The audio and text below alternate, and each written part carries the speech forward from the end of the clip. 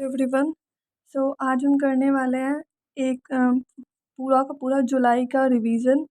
जो weekly current affairs कराया है उन्हीं का ही। ओके, और इसके बाद एक और वीडियो होगी जिसमें मंथली करंट अफेयर्स होंगे। जैसे ये वीकली करंट अफेयर्स है वो मंथली होंगे। ये अभी तक जितना वीकली करंट अफेयर्स हुआ है उसका एक पूरा एक ही वीडियो में पूरा रिवीजन है। Okay fine, so let's start. तो जो सबसे पहली न्यूज़ थी वो हमने सबसे पहले कवर किया था 1 से लेकर के 8 जुलाई तक के लिए। ओके, सबसे पहले जो ministry of electronics and information technology है, इसमें थोड़ा हेल्पफुल ये रहेगा क्योंकि इसमें मेरे को कुछ लिखना नहीं पड़ेगा और आपको अभी थोड़ा टाइम बच जाएगा, तो ऐसे ही डायरेक्ट रिवीजन हो जाएगा। Ministry of electronics and information technology ने 314 एप्लीकेशन को अप्रूव कर दिया है और उनका टोटल जो प्रपोज्ड इन्वेस्टमेंट है वो है 86,824 करोड़ रुपीज़। और ये कौन से इनिशिएटिव के अंदर हुआ है? ये इनिशिएटिव है modified special incentive packaged scheme. Okay, modified special incentive packaged scheme, fine. और जो ये प्रपोजल है और ये टिल 31 मई ये डेडलाइन है अप्रूवल की। ओके, 31 मई 2022। ओके, ये अप्रूवल दे दिया है 31 मई 2022 तक के लिए। और इसकी फुल फॉर्म मैंने बता दी है, modified special incentive package scheme, fine. Also May 2022 में ये हुआ था कि टोटल 596 करोड़ रुपए की इन्वेस्टमेंट हुई है। और ये इन्वेस्टमेंट किसने की है? ये इन्वेस्टमेंट की है Bosch automotive electronic private limited ने इस इन्वेस्टमेंट को किया है। किसने किया है? Bosch automotive electronics private limited ने, फाइन। Okay, so now move on to next news. इसमें यही था कि इतनी इन्वेस्टमेंट हुई है मई 2022 में। हुडन रिसर्च इंस्टीट्यूट जो है इसके अकॉर्डिंग इसने एक रिपोर्ट निकाली है, एक इंडेक्स निकाला है। उस इंडेक्स का नाम है ASK private wealth हुडन India future unicorn index. ASK private wealth हुडन India future unicorn index, ASK private wealth हुडन India future unicorn index 2022। Okay, और इसके हिसाब से इंडिया अगले 2 या 4 सालों में 122 नए यूनिकॉर्न इस्टेब्लिश कर लेगा। ओके, और इसमें जो इम्पोर्टेंट है जैसे शिप रॉकेट हो गया, जेप्टो हो गया, टर्टलमेंट हो गया, ये कुछ ऐसे स्टार्टअप है जो मोस्ट प्रोबेबल है और जो लिस्ट में टॉप पे है। ठीक है, कि ये तो यूनिकॉर्न बनेंगे बनेंगे। Okay fine. ऑल्सो इसके साथ साथ में जो एक स्टार्टअप की रैंकिंग भी निकाली है, इस इंडेक्स के थ्रू एक रैंकिंग पता चली है इंडियन स्टार्टअप इकोसिस्टम की, कि इंडिया का जो स्टार्टअप इकोसिस्टम है वो कैसा है इंडिया में। ओके, और बेसिकली जो 2000 में स्टार्टअप्स इस्टेब्लिश हुए थे उनकी worth almost 200 million US dollar हो गई है, अराउंड 1500 करोड़ रुपीज़ हो गई है। ठीक है, और जो अभी तक पब्लिक एक्सचेंज में लिस्टेड नहीं है, फाइन। सो उनके लिए डेडलाइन दी है कि वो 31 मई 2022 ये डेडलाइन है।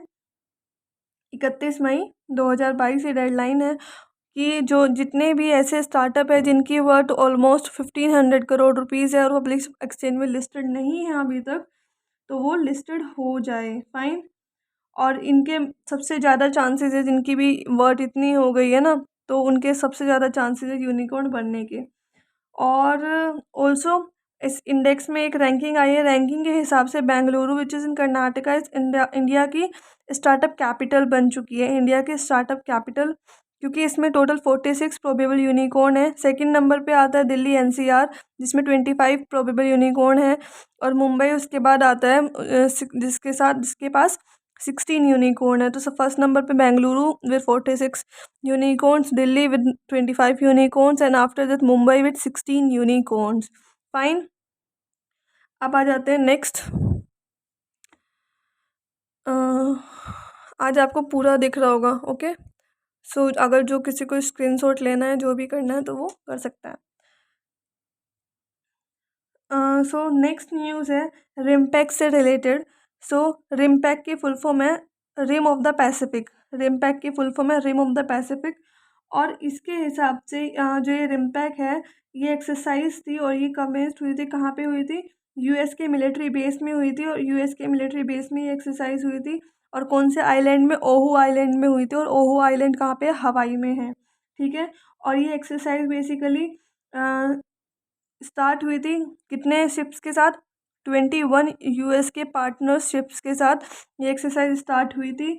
और इसमें सबमरीन्स भी थी। 14 कंट्री से सबमरीन आए थे, 21 कंट्री से शिप्स आए थे और टोटल 26 नेशंस ने पार्टिसिपेट किया था। और इस एक्सरसाइज को होस्ट किया था यूएस नेवी ने। इस एक्सरसाइज को होस्ट किया था किसने? यूएस नेवी ने इस एक्सरसाइज को होस्ट किया था। Fine, okay. अब इसका थीम देख लेते हैं, इस एक्सरसाइज का थीम। सो इस एक्सरसाइज जो ये एक्सरसाइज हुई थी रिमपैक्ट 2022, इसका थीम है capable adaptive partners. Capable adaptive partners इसका थीम है। और इंडिया की तरफ से जो गया था वो गया था आईएनएस सतपुरा गया था और P-81 पेट्रोल एयरक्राफ्ट गया था। थोड़ा सा आईएनएस सतपुरा के बारे में जान लेते हैं। So INS Satpura is a 6000 ton guided missile stealth frigate. Okay, so it is 6000 ton guided missile stealth frigate. Fine. और ये इंडिजीनियसली बिल्ट हुई है। Basically it is equipped to seek and destroy any kind of adversary in air space and under water. Air में, space, surface पे या under water में किसी भी तरीके की प्रॉब्लम आती है तो it is equipped to seek, देखना और उसको डिस्ट्रॉय कर देना whatever the danger is. Fine. उसके बाद नेक्स्ट न्यूज़ जो है, नेक्स्ट न्यूज़ है एक इंडेक्स और आया है। उस इंडेक्स का नाम है एशिया पैसिफिक सस्टेनेबिलिटी इंडेक्स। क्या नाम है? इंडेक्स बहुत सारे आएंगे तो डोंट गेट कंफ्यूज्ड, बिकॉज आप कंफ्यूजन हो सकता है कि कौन से इंडेक्स में किसकी रैंक, इंडिया की कौन सी रैंकिंग आई है, तो उसमें कौन से सिटी की रैंकिंग आई है, कितनी आई है, तो उसमें कंफ्यूजन हो सकता है। तो उससे बचने के लिए revision is the key. So Asia Pacific sustainability index 2021 में इसको रिलीज़ किया है किसने? नाइट फ्रैंक रिलीज़ करता है बेसिकली। और ये रिलीज़ हुआ था जून 2022 में रिलीज़ हुआ था। इसके हिसाब से जो बेंगलुरु है कर्नाटका में, उसकी रैंक आई है 14th रैंक आई है। बेंगलुरु विच इज़ इन कर्नाटका, उसकी रैंक 14th आई है। और सबकी अलग अलग कैटेगरी में आई है। ठीक है। Asia Pacific sustainability lead cities index ranking में 4 इंडिया की सिटीज़ है जिन्होंने अपना अपनी प्लेस पोजीशन बनाई है। सो Asia, APAC means Asia Pacific. APAC का मीनिंग है एशिया पैसिफिक रीजन। ओके। और ये कौन सी कैटेगरी के अंदर आई है? बेंगलुरु की rank 14th gold standard category के अंदर। फाइन। जो अदर 3 सिटीज़ है वो है दिल्ली, हैदराबाद और मुंबई। दिल्ली की रैंक 17th आई है, हैदराबाद की 18th आई है और मुंबई की 20th आई है। और इनकी कैटेगरी है सिल्वर कैटेगरी, इनकी कैटेगरी सिल्वर है। ओके। और जो टॉप पोजीशन पे आए हैं, top 5 green rated cities, important mark this word, green rated cities. तो सिंगापुर ने टॉप किया है। ओके, सिंगापुर ने टॉप किया है। और सिडनी सेकंड पोजीशन पे आया है। उसके बाद वेलिंगटन, ओके, वेलिंगटन जो न्यूजीलैंड में है। और 4th पोजीशन पे Perth which is in Australia. 5th position पे Melbourne which is in Australia also. So ये सारे के सारे जितने भी है, सिंगापुर जो जिसने टॉप किया है, सिडनी जो ऑस्ट्रेलिया में है, वेलिंगटन जो न्यूजीलैंड में है, पर्थ जो ऑस्ट्रेलिया में है, मेलबर्न ऑस्ट्रेलिया में है, ये सारे के सारे आए, सारे के सारे सबकी पोजीशन फर्स्ट से लेकर 5th तक आई है। और लेकिन कैटेगरी डिफरेंट है, कैटेगरी इज़ प्लैटिनम कैटेगरी। सो जैसे बेंगलुरु की कैटेगरी गोल्ड स्टैंडर्ड कैटेगरी थी, दिल्ली, हैदराबाद, मुंबई की कैटेगरी सिल्वर थी। तो सेम इसी तरीके से जो जिन्होंने टॉप किया है या टॉप के पास वाले जितनी भी सिटीज़ है, सो उन सब की जो कैटेगरी है वो है प्लैटिनम कैटेगरी। फाइन। उसके बाद नेक्स्ट न्यूज़ क्या है? नेक्स्ट न्यूज़ थी, ये भी एक इंडेक्स से रिलेटेड है। और उस इंडेक्स का नाम क्या है? उस इंडेक्स का नाम है global startup ecosystem index. Global startup ecosystem index. इस इंडेक्स में ग्लोबल स्टार्टअप इकोसिस्टम इंडेक्स, सो जो ये वाला स्टार्टअप है इसमें बेंगलुरु का ही जो विच इज़ इन कर्नाटका उसको बोला गया है strongest startup ecosystem of India. India का सबसे ज़्यादा स्ट्रॉन्गेस्ट स्टार्टअप इकोसिस्टम, ओके, उसे किसको बोला गया है? बेंगलुरु को बोला गया है। क्यों? क्योंकि उसकी रैंक आई है 8th रैंक आई है ग्लोबली। ओके, सो वर्ल्ड की टॉप 10 सिटीज़ में बेंगलुरु का नाम आया है। फाइन, बेंगलुरु का नाम आया है। और इस रिपोर्ट को रिलीज़ कौन करता है? इस रिपोर्ट को रिलीज़ करता है, शायद मैं उस टाइम लिखना भूल गई होंगी, स्टार्टअप ब्लिंक, या फिर मैंने बोला होगा ऑब्वियसली। स्टार्टअप ब्लिंक जो है इस रिपोर्ट को रिलीज़ करता है। और Bengaluru Karnataka strongest startup ecosystem है। इंडिया का 8th रैंक आई है ग्लोबली, वर्ल्ड की टॉप 10 सिटीज़ में आए हैं। और जो टॉप किया है, कौन सी सिटी ने टॉप किया है? सैन फ्रांसिस्को बे, जो यूनाइटेड स्टेट ऑफ अमेरिका में है, उसने इस इंडेक्स को टॉप किया है ग्लोबली। ओके, और सेकंड रैंक पे आया है New York which is in United state of America. Fine, so first position पे आया है सैन फ्रांसिस्को, सेकंड पोजीशन पे आया है New York which is in United state of America. Okay, also south Asia की कैटेगरी में बात करें तो साउथ एशिया की कैटेगरी में बेंगलुरु की रैंक फर्स्ट आई है। Bengaluru was ranked first among Indian cities in the 2022 ranking. Okay, और इंडियन रैंकिंग में भी टॉप किया है as well as South Asia ranking में भी टॉप किया है। फाइन, ओके, ऑल्सो जो नई दिल्ली है उसकी रैंक 13th आई है। देखिए, इसमें कंपैरिजन कर सकते हैं आप, जो एशिया पैसिफिक सस्टेनेबिलिटी इंडेक्स था उसमें दिल्ली की रैंक 17th आई थी। यहाँ पे इसमें जो ग्लोबल स्टार्टअप इकोसिस्टम इंडेक्स, दोनों इंडेक्स अलग अलग है। वो एशिया पैसिफिक सस्टेनेबिलिटी इंडेक्स है, ये ग्लोबल स्टार्टअप इकोसिस्टम इंडेक्स है। सो उसमें दिल्ली की रैंक 17th आई थी, इसमें दिल्ली की रैंक 13th आई है। और उसमें हैदराबाद की रैंक 18th थी एशिया पैसिफिक सस्टेनेबिलिटी इंडेक्स में। यहाँ पे हैदराबाद की रैंक 97 है। ओके, वहाँ पे मुंबई की रैंक 20th थी, किसमें? एशिया पैसिफिक सस्टेनेबिलिटी इंडेक्स में। और यहाँ पे मुंबई की रैंक 17th है। ओके, और पुणे वहाँ पे था ही नहीं, और पुणे यहाँ पे इसकी रैंक आई है 90th। फाइन, अब टॉप किसने किया है? अगर कंट्रीज़ की बात करें, वो तो हो गया सिटीज़ की बात की, सिटीज़ में तो यूएसए ने ही टॉप किया है। और कंट्रीज़ में बात करें तो कंट्रीज़ में भी यूएसए ने टॉप किया है। सेकंड पोजीशन पे यूके आया है, थर्ड पोजीशन पे इजराइल आया है, और इंडिया की रैंक जो आई है वो 19th रैंक आई है। इंडिया की जो रैंक आई है वो आई है 19th रैंक, इंडिया की इसमें आई है। फाइन, ओके, आपको क्लियरली दिख रहा होगा।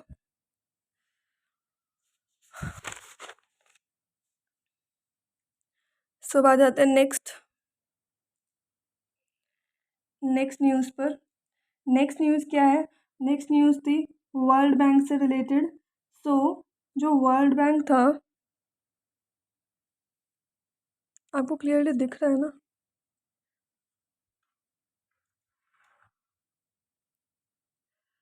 सो जो वर्ल्ड बैंक था, ओके, वर्ल्ड बैंक के जो बोर्ड ऑफ एग्जीक्यूटिव डायरेक्टर्स थे, उन्होंने 2 कॉम्प्लीमेंट्री लोन्स को अप्रूव किया है। अप्रूव्ड 2 कॉम्प्लीमेंट्री लोन्स, ठीक है। जो वर्ल्ड बैंक के बोर्ड ऑफ एग्जीक्यूटिव डायरेक्टर्स थे, उन्होंने 2 कॉम्प्लीमेंट्री लोन्स को अप्रूव किया है। 500 मिलियन यूएस डॉलर के, दोनों अलग अलग हैं। और ये हुआ है किसके लिए? इंडिया के हेल्थ सेक्टर को सपोर्ट करने के लिए। ओके, सो टोटल तो दिया है loan around 1 billion US dollar का दिया है, लेकिन उसको 2 पार्ट में डिवाइड किया गया है, 500 million US dollar each. Okay, और ये कौन से इनिशिएटिव और कौन सी स्कीम के अंदर हो रहा है? ये हो रहा है इंडिया की जो फ्लैगशिप सपोर्ट स्कीम चल रही है, उसके अंदर ये हो रहा है। और उसका नाम क्या है? Pradhan Mantri Ayushman Bharat health infrastructure mission. Pradhan Mantri Ayushman Bharat health infrastructure mission. Okay, Pradhan Mantri Ayushman Bharat health infrastructure mission. और जो ये स्कीम थी, ये लॉन्च हुई थी अक्टूबर 2021 में, ये स्कीम लॉन्च हुई थी। और इसी में क्या है, जो वर्ल्ड बैंक है उसने एस्टिमेशन लगाई है। क्या एस्टिमेशन? वर्ल्ड बैंक की एस्टिमेशन क्या है कि इंडिया की जो लाइफ एक्सपेक्टेंसी है वो 1990 में 58 थी। 1990 में जो मतलब इंसान जी सकता था, वो ऐसा बोला जाता था on an average 58 years he वो जी सकता है। फाइन, लेकिन अब ऐसा नहीं है। अब उन्होंने चेंज करके कितना कर दिया कि 69.8 ईयर्स हो गई है 2020 की। फाइन। अब आ जाते हैं नेक्स्ट न्यूज़ पर। नेक्स्ट न्यूज़ क्या है? नेक्स्ट न्यूज़ है प्रेसिडेंट ऑफ इंडिया जो रामनाथ कोविंद है, उन्होंने अप्रूवल दिया है और उन्होंने अपॉइंट किया है किसको? के वेणुगोपाल को as attorney general of India. Basically उन्होंने नया अपॉइंटमेंट नहीं है ये उनका एक्सटेंशन कर दिया है 3 महीने और। सो जो अटॉर्नी जनरल है हाईएस्ट लो पोजीशन होती है और ये जो के वेणुगोपाल है बेसिकली ये इनका टाइम पीरियड 2020 में ख़त्म हो जाना था, लेकिन उन्हें 1 साल का एक्सटेंशन मिल गया था। सो जून 2021 तक चला वो। उसके बाद फिर से उन्हें 1 साल का एक्सटेंशन मिला और फिर वो 30 जून 2022 को इनका ख़त्म होना था। ठीक है, लेकिन अब फिर से उन्हें 3 महीने का एक्सटेंशन मिल गया है और 3 महीने का यानी जुलाई से लेकर के सितंबर तक का एक्सटेंशन मिल गया है, जब तक नया अटॉर्नी जनरल अपॉइंट नहीं होते हैं। सो इनका कार्यकाल बेसिकली ख़त्म तो 2020 में हो जाना चाहिए था, पर एक्सटेंशन हो के उनका अभी भी ये अटॉर्नी जनरल है। और 2017 में 17 में ये अपॉइंट हुए थे 2017 से 2020 के लिए, और ये 3 साल का होता है। और 15th अटॉर्नी जनरल बने थे, ये 15वें अटॉर्नी जनरल बने थे। इन्होंने किसको रिप्लेस किया था? मुकुल रोहतगी को रिप्लेस किया था, जिनका टाइम पीरियड 2014 से लेकर 2017 के बीच में था। Fine, okay. अब आ जाते हैं नेक्स्ट न्यूज़ पर। नेक्स्ट न्यूज़ है international asteroid day 2022। So international asteroid day 2022 observe किया करता है कौन? यूनाइटेड नेशन ऑब्जर्व करता है अक्रॉस द ग्लोब, पूरे के पूरे ग्लोब में। और ये ऑब्जर्व किया जाता है 30 जून 2022 को, 30 जून 2022 को। ओके, सो 30 जून 2017 को फॉर द फर्स्ट टाइम ये एनिवर्सरी ऑब्जर्व की गई थी। ओके, और basically to create awareness about the hazard of asteroid impact, जो एस्टेरॉयड का इम्पैक्ट पड़ता है उसका जो हैज़ार्ड है उसकी अवेयरनेस क्रिएट करने के लिए इस इंटरनेशनल एस्टेरॉयड डे को ऑब्जर्व किया जाता है। ठीक है, और बेसिकली पहली एनिवर्सरी ऑब्जर्व करने का रीज़न ये है कि जो अर्थ का जो लार्जेस्ट एस्टेरॉयड इम्पैक्ट पड़ा था अभी तक, वो पड़ा था साइबेरिया टुनगुस्का इवेंट, जो 1988 में हुआ था। ठीक है, सो जब इस इवेंट को देखते हुए जो ये साइबेरिया टुनगुस्का इवेंट हुआ था, ये सबसे बड़ा लार्जेस्ट एस्टेरॉयड इम्पैक्ट था। ओके, और इसको देखते हुए इस डे को ऑब्जर्व करना शुरू किया गया। Fine, international asteroid day 2022। Fine, अब आ जाते हैं नेक्स्ट न्यूज़ पर। नेक्स्ट न्यूज़ क्या है? नेक्स्ट न्यूज़ है जो यूनियन कैबिनेट है, और यूनियन कैबिनेट ने अप्रूवल दे दिया है किस चीज़ का? एक मेमोरेंडम ऑफ अंडरस्टैंडिंग साइन हुआ है किस किस के बीच में? Department of science and technology के बीच में।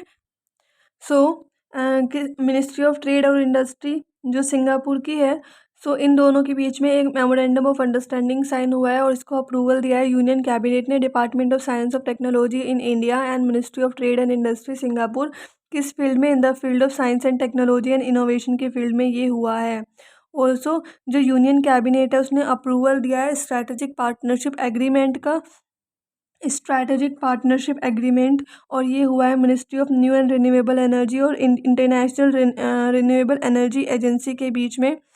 Ministry of new and renewable energy लिखूं क्या?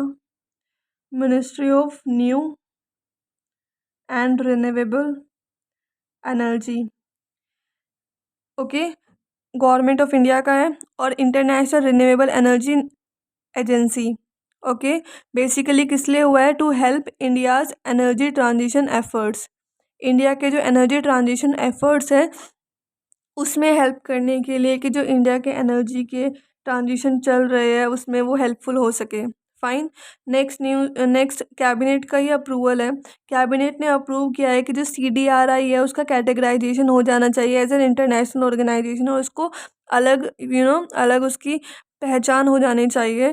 That it is now it has been categorised as an individual international organisation.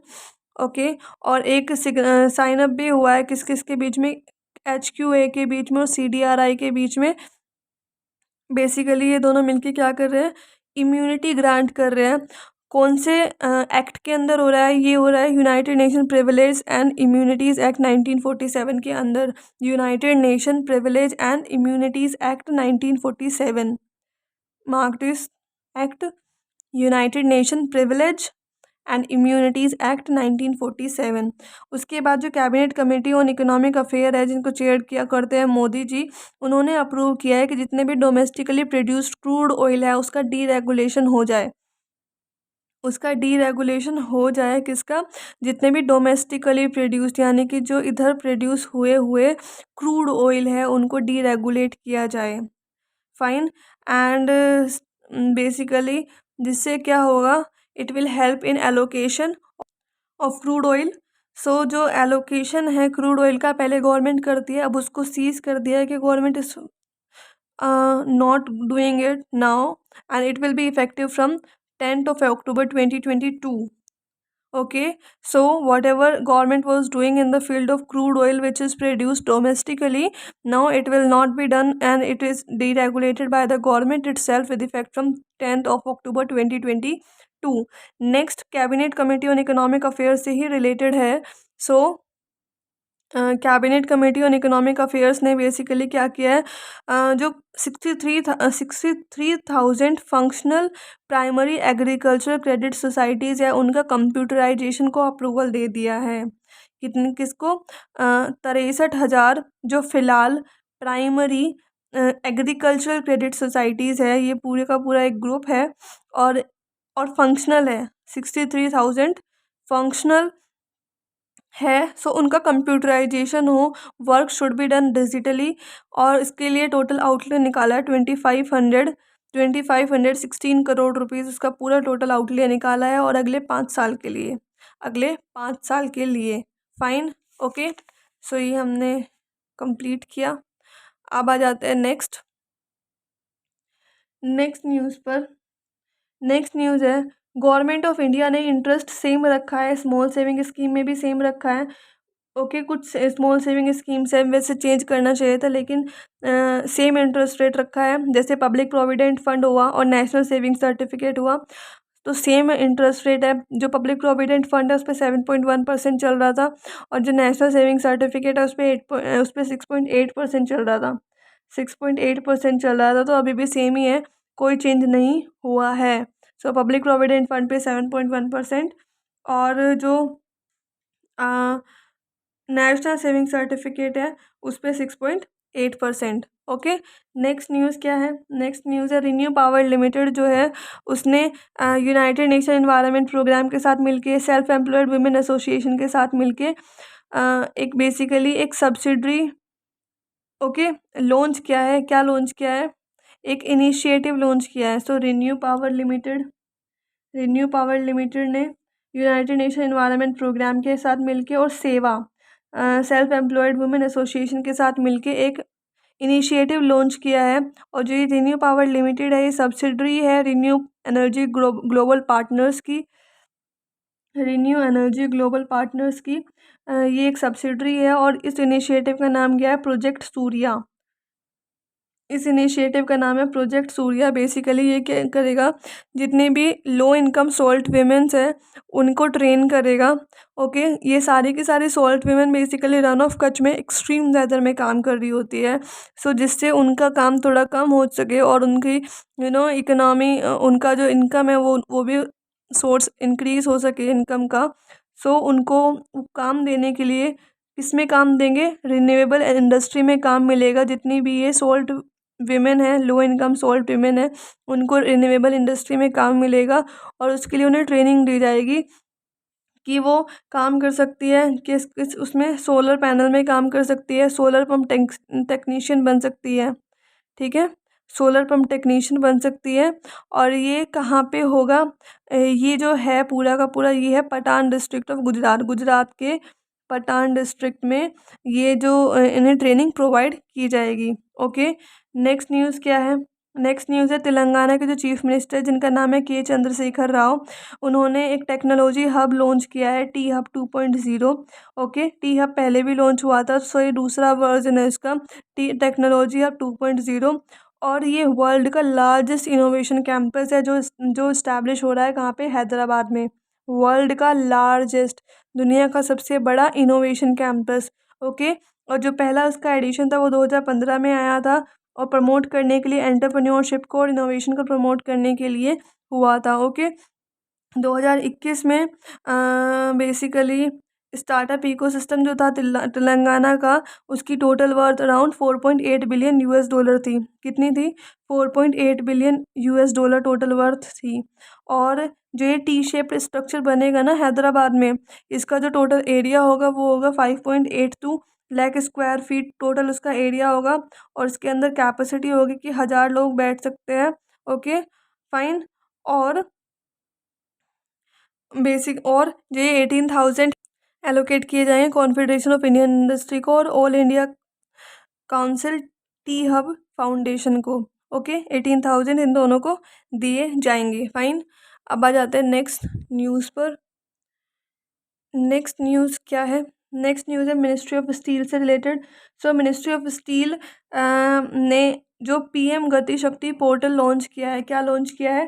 PM गति शक्ति पोर्टल लॉन्च किया है, और उसमें उसने अपलोड किया है जियो लोकेशंस ऑफ प्रोजेक्ट्स। जितने भी प्रोजेक्ट्स हैं उनकी जियो लोकेशंस को अपलोड किया है, जिसकी हेल्प से जितने भी इंडिया में ऑनगोइंग प्रोजेक्ट है रिलेटेड टू स्टील और रिलेटेड टू इंफ्रास्ट्रक्चर, सारे के सारे जो कनेक्टिविटी से रिलेटेड है, सो वो सबकी सारी डिटेल पब्लिक को मिल सकेगी और वो आइडेंटिफाई कर सकेगी।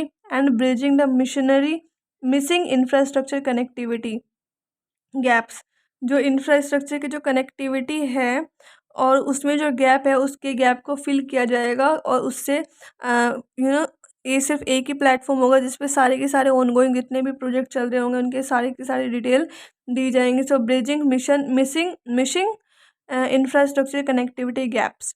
ओके। और ये जो है नेशनल मास्टर प्लान पोर्टल है। ओके। और इसमें नेशनल मास्टर प्लान बोला जाता है, जो पीएम गति शक्ति पोर्टल है इसी को ही नेशनल मास्टर प्लान बोला जाता है। ओके। और ये हेल्प करेगा बिसाग में। अब ये बिसाग क्या होता है? बिसाग होता है basically Bhaskaracharya national institute for space application and geo informatics. Bhaskaracharya Bhaskaracharya national institute for space application and geo informatics, BSEG-N। Okay. और जो इसके अंदर जो ये बिसाग है ये एक एप्लीकेशन क्रिएट करेगा जिसकी हेल्प से जो मिनिस्ट्री ऑफ स्टील है वो प्लान करेगी कि जितनी भी जियो लोकेशन है around more than 2,000 steel units है, उन सब के जियो लोकेशंस और उनकी फंक्शनिंग को अपलोड कर दिया जाएगा। So ministry of steel is planning to upload the geo locations of 2,000 steel units which is functioning fine। Okay. So उसके बाद नेक्स्ट न्यूज़ क्या है? नेक्स्ट न्यूज़ है रिलेटेड टू एकनाथ शिंदे। एकनाथ शिंदे जो शिवसेना के लीडर थे और वो 20th CM बने हैं महाराष्ट्र के। और जो बीजेपी के देवेंद्र फडणवीस है वो डिप्यूटी CM बने हैं। ओके।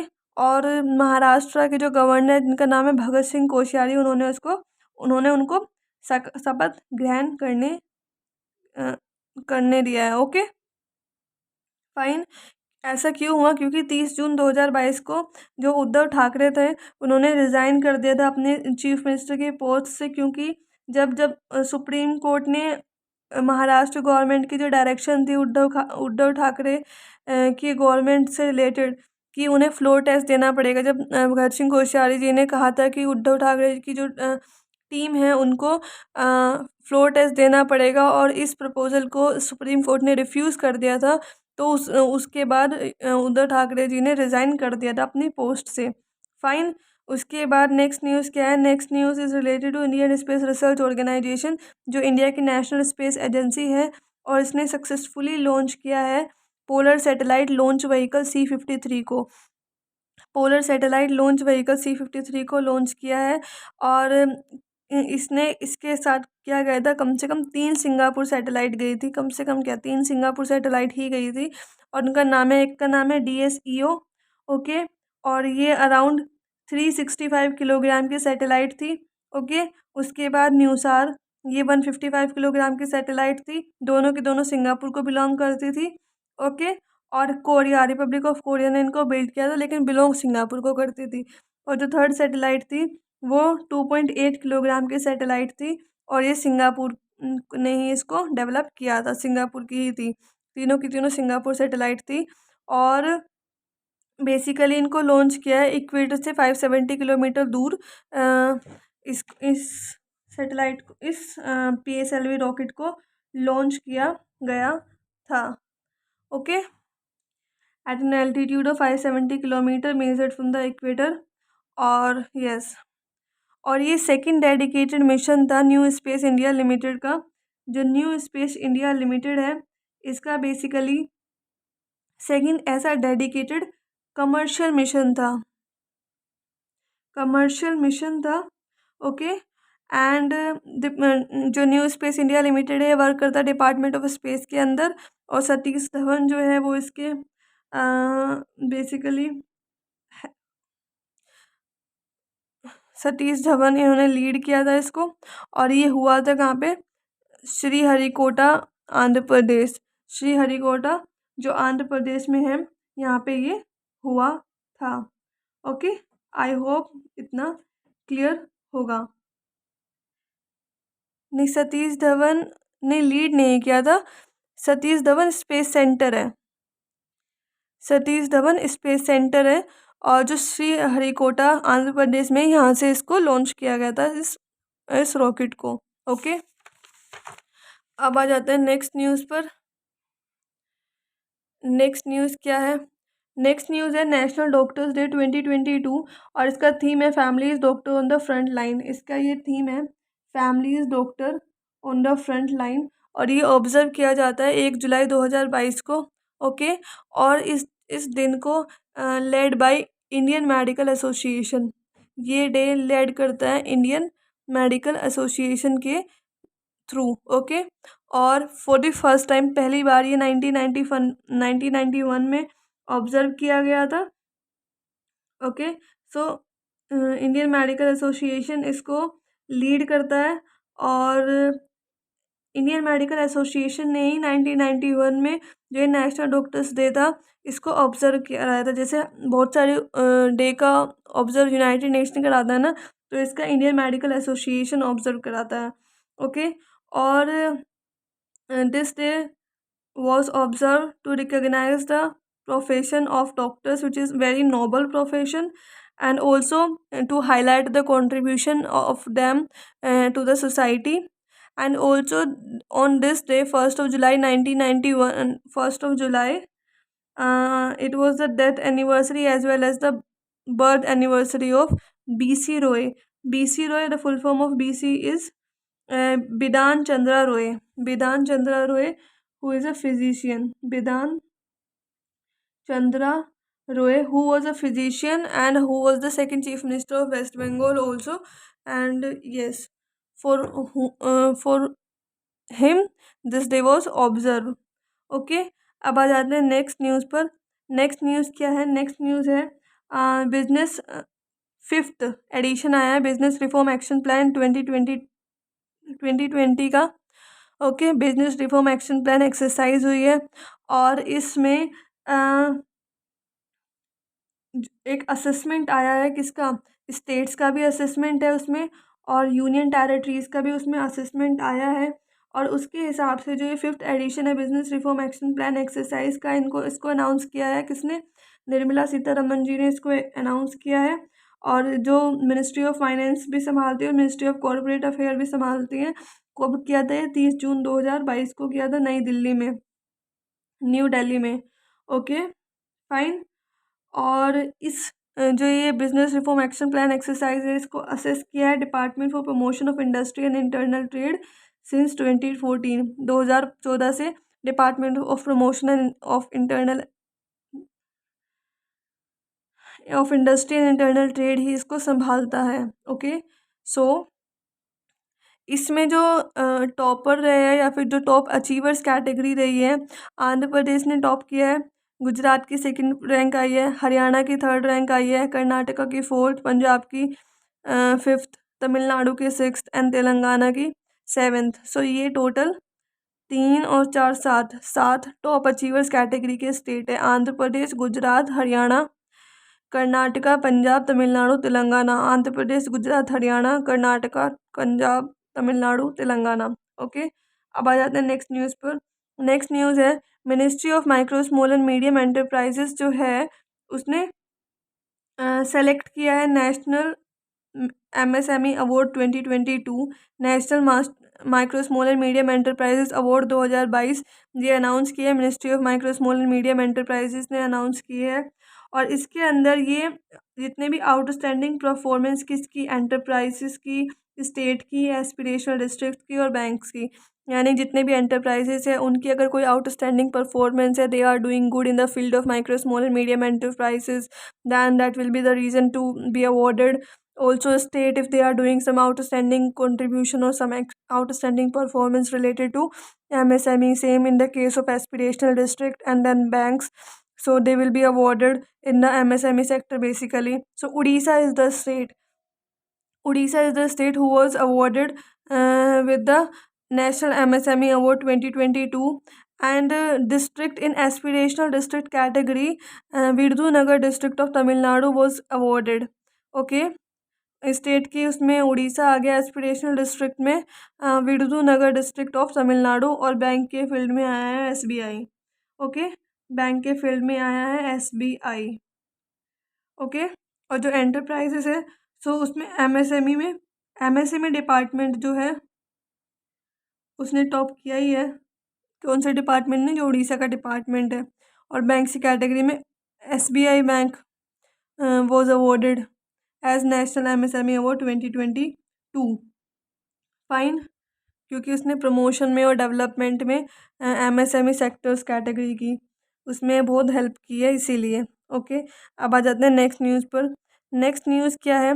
नेक्स्ट न्यूज़ है जो बेसिकली है related to appointment cabinet of the appointment committee of the cabinet, appointment committee of cabinet. और इसको हेड किसने किया है? मोदी जी ने इसको हेड किया है। और इसमें इन्होंने अप्रूवल दे दिया है establishment of financial services institution bureau, financial services institution bureau. और जो ये है ये रिप्लेस करेगा, ये वाला इंस्टीट्यूशन रिप्लेस करेगा बैंक बोर्ड ब्यूरो के फंक्शंस को। बेसिकली जो भी काम बैंक बोर्ड ब्यूरो करता था अब वो काम फाइनेंशियल सर्विसेज इंस्टीट्यूशन ब्यूरो करेंगे। और अप्रूवल दिया है कि इसके एक चेयरमैन और 2 मेंबर्स रहेंगे।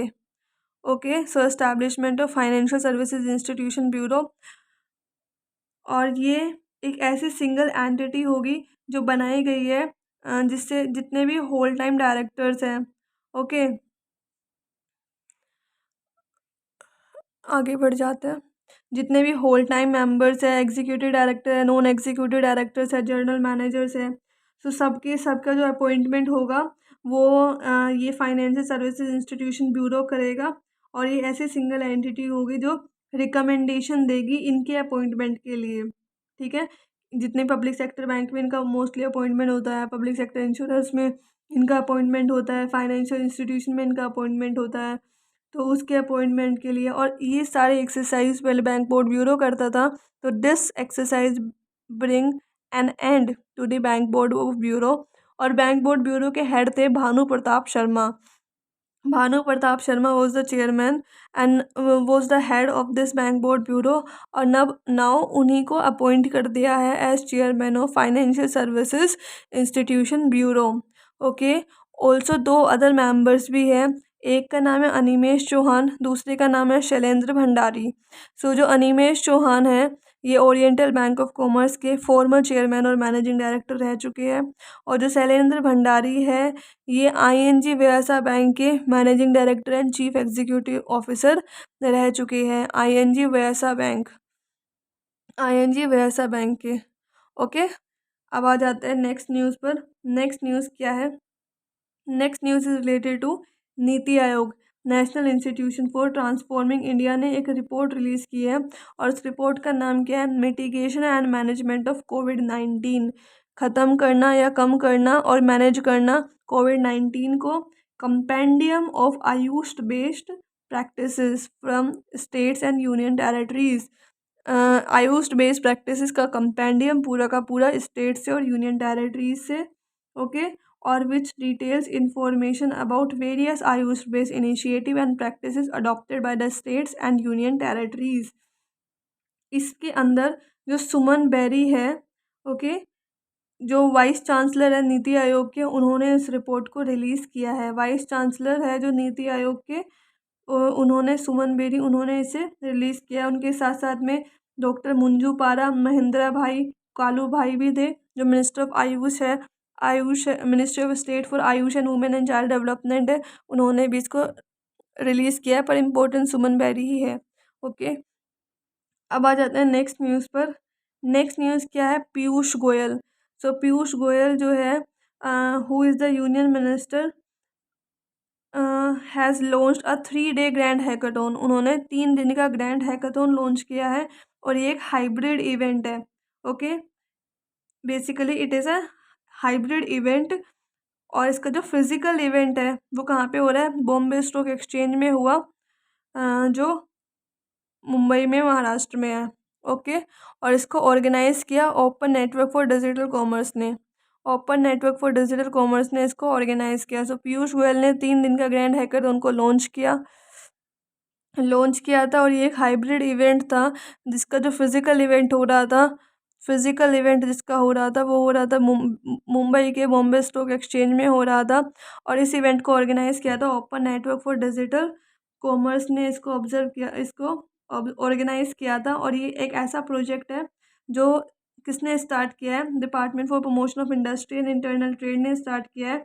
किसके साथ कोलैबोरेशन में? NABARD, national bank for agriculture and rural development के साथ मिल करके इस जो ये ओएनडीसी का इनिशिएटिव है, इसको लॉन्च किया है। अब जो ये ग्रैंड हैकाथॉन है, ये 2 कैटेगरीज में डिवाइड किया गया था। पहली कैटेगरी है एग्री ग्रांट चैलेंज, और दूसरी है agri innovation hackathon. Agri grant challenge और एग्री इनोवेशन हैकाथन, ये 2 कैटेगरीज है। ग्रैंड हैकाथन को डिवाइड किया गया है, और बेसिकली ये हाईलाइट करते हैं उन सारे आइडियाज़ को जो ई कॉमर्स को अडॉप्ट करने के लिए यूज़ किए जाते हैं एग्रीकल्चर सेक्टर में, ओके, फाइन। ऑल्सो इस जो open network for digital commerce है, इसका एम है कि एक ओपन नेटवर्क क्रिएट करना बायर्स के लिए भी और सेलर्स के लिए भी, जिससे वो जो करंट का अभी ई कॉमर्स इकोसिस्टम चल रहा है ना, उसको डेमोक्रेटाइज किया जा सके। To democratise the current e commerce ecosystem, जो फिलहाल अभी ई कॉमर्स इकोसिस्टम चल रहा है करंट में, उसको डेमोक्रेटाइज किया जा सके, फाइन। और जैसे farmer producers organisation, okay, and mandis को डेमोक्रेटाइज करने के लिए ई कॉमर्स इकोसिस्टम जो चल रहा है, ओके, और प्रोसेसर हो गया, और एक्सपोर्टर्स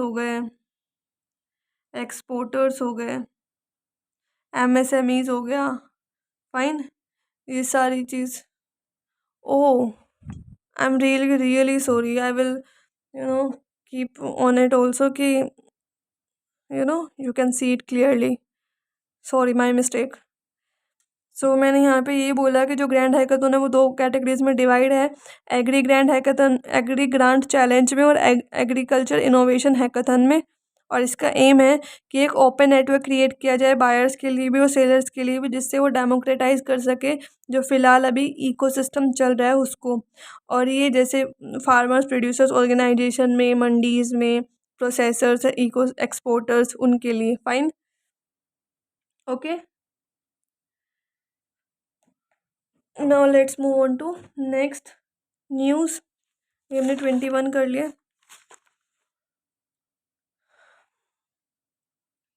सो 22 ये है कि जो securities and exchange board of India है, जो कैपिटल मार्केट रेगुलेटर है, उसने एक डेडलाइन एक्सटेंड कर दी है। अब डेडलाइन क्या एक्सटेंड कर दी? कौन सी डेडलाइन एक्सटेंड कर दी है? डेडलाइन थी for implementation of guidelines related to demat debit, okay, and pledged instruction. So demat debit और प्लेज्ड इंस्ट्रक्शन से रिलेटेड गाइडलाइंस इशू की गई थी, और इनको इम्प्लीमेंट करना था। By the system, okay, by the economy, पर उसको इम्प्लीमेंट करने की डेडलाइन को एक्सटेंड कर दिया गया है। Okay fine. सो जित उसको जो टाइम पीरियड था उसको एक्सटेंड कर दिया। पहले उसका टाइम पीरियड था 1 जुलाई से लेकर के अब कर दिया है 1 सितंबर। 1 जुलाई पर उसका टाइम पीरियड ख़त्म हो रहा था, अब बोला है कि 1 सितंबर से पहले पहले ये काम हो जाना चाहिए।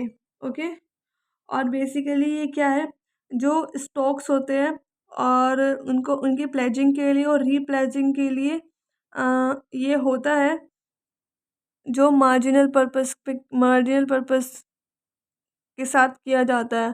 For pledging and repledging of stocks, जितने भी स्टॉक्स हैं उनकी प्लेजिंग और रीप्लेजिंग के लिए ऑन मार्जिनल पर्पसेस इसका टाइम पीरियड एक्सटेंड कर दिया गया। और कौन से सेक्शन के अंदर किया है, सेक्शन 11(1) ऑफ सेबीज एक्ट 1992, यानी कि securities and exchange board of India act 1992 का जो सेक्शन 11(1) है उसके अंदर ऐसा किया गया। और दूसरा एक और भी है, section 19 of depository act 1996, section 19 of depository act, section 11(1) of SEBI act 1992 and section 19 of the depository act 1996। Okay, अब आ जाता है नेक्स्ट न्यूज़ पर। नेक्स्ट न्यूज़ क्या है, फेमिना मिस इंडिया वर्ल्ड 2020। जो फेमिना मिस इंडिया है वर्ल्ड की 2020, इसमें सीनी शेट्टी उसने टॉप किया है और सी became the Femina miss India world 2022, Femina miss India world 2022, and she is from Karnataka and this event was held at Jio world convention centre Mumbai. Jio world convention centre Mumbai में ये हुआ था और ये 58th एडिशन था। और जो फर्स्ट रनर अप रही है उनका नाम है rouble Shekhawat, she is from Rajasthan. Rouble Shekhawat, she from Rajasthan, she is the first runner up. और जो सेकंड रनर अप रही है वो रही है शिनाती Chauhan, शिनाती चौहाता, शिनाती चौहाता।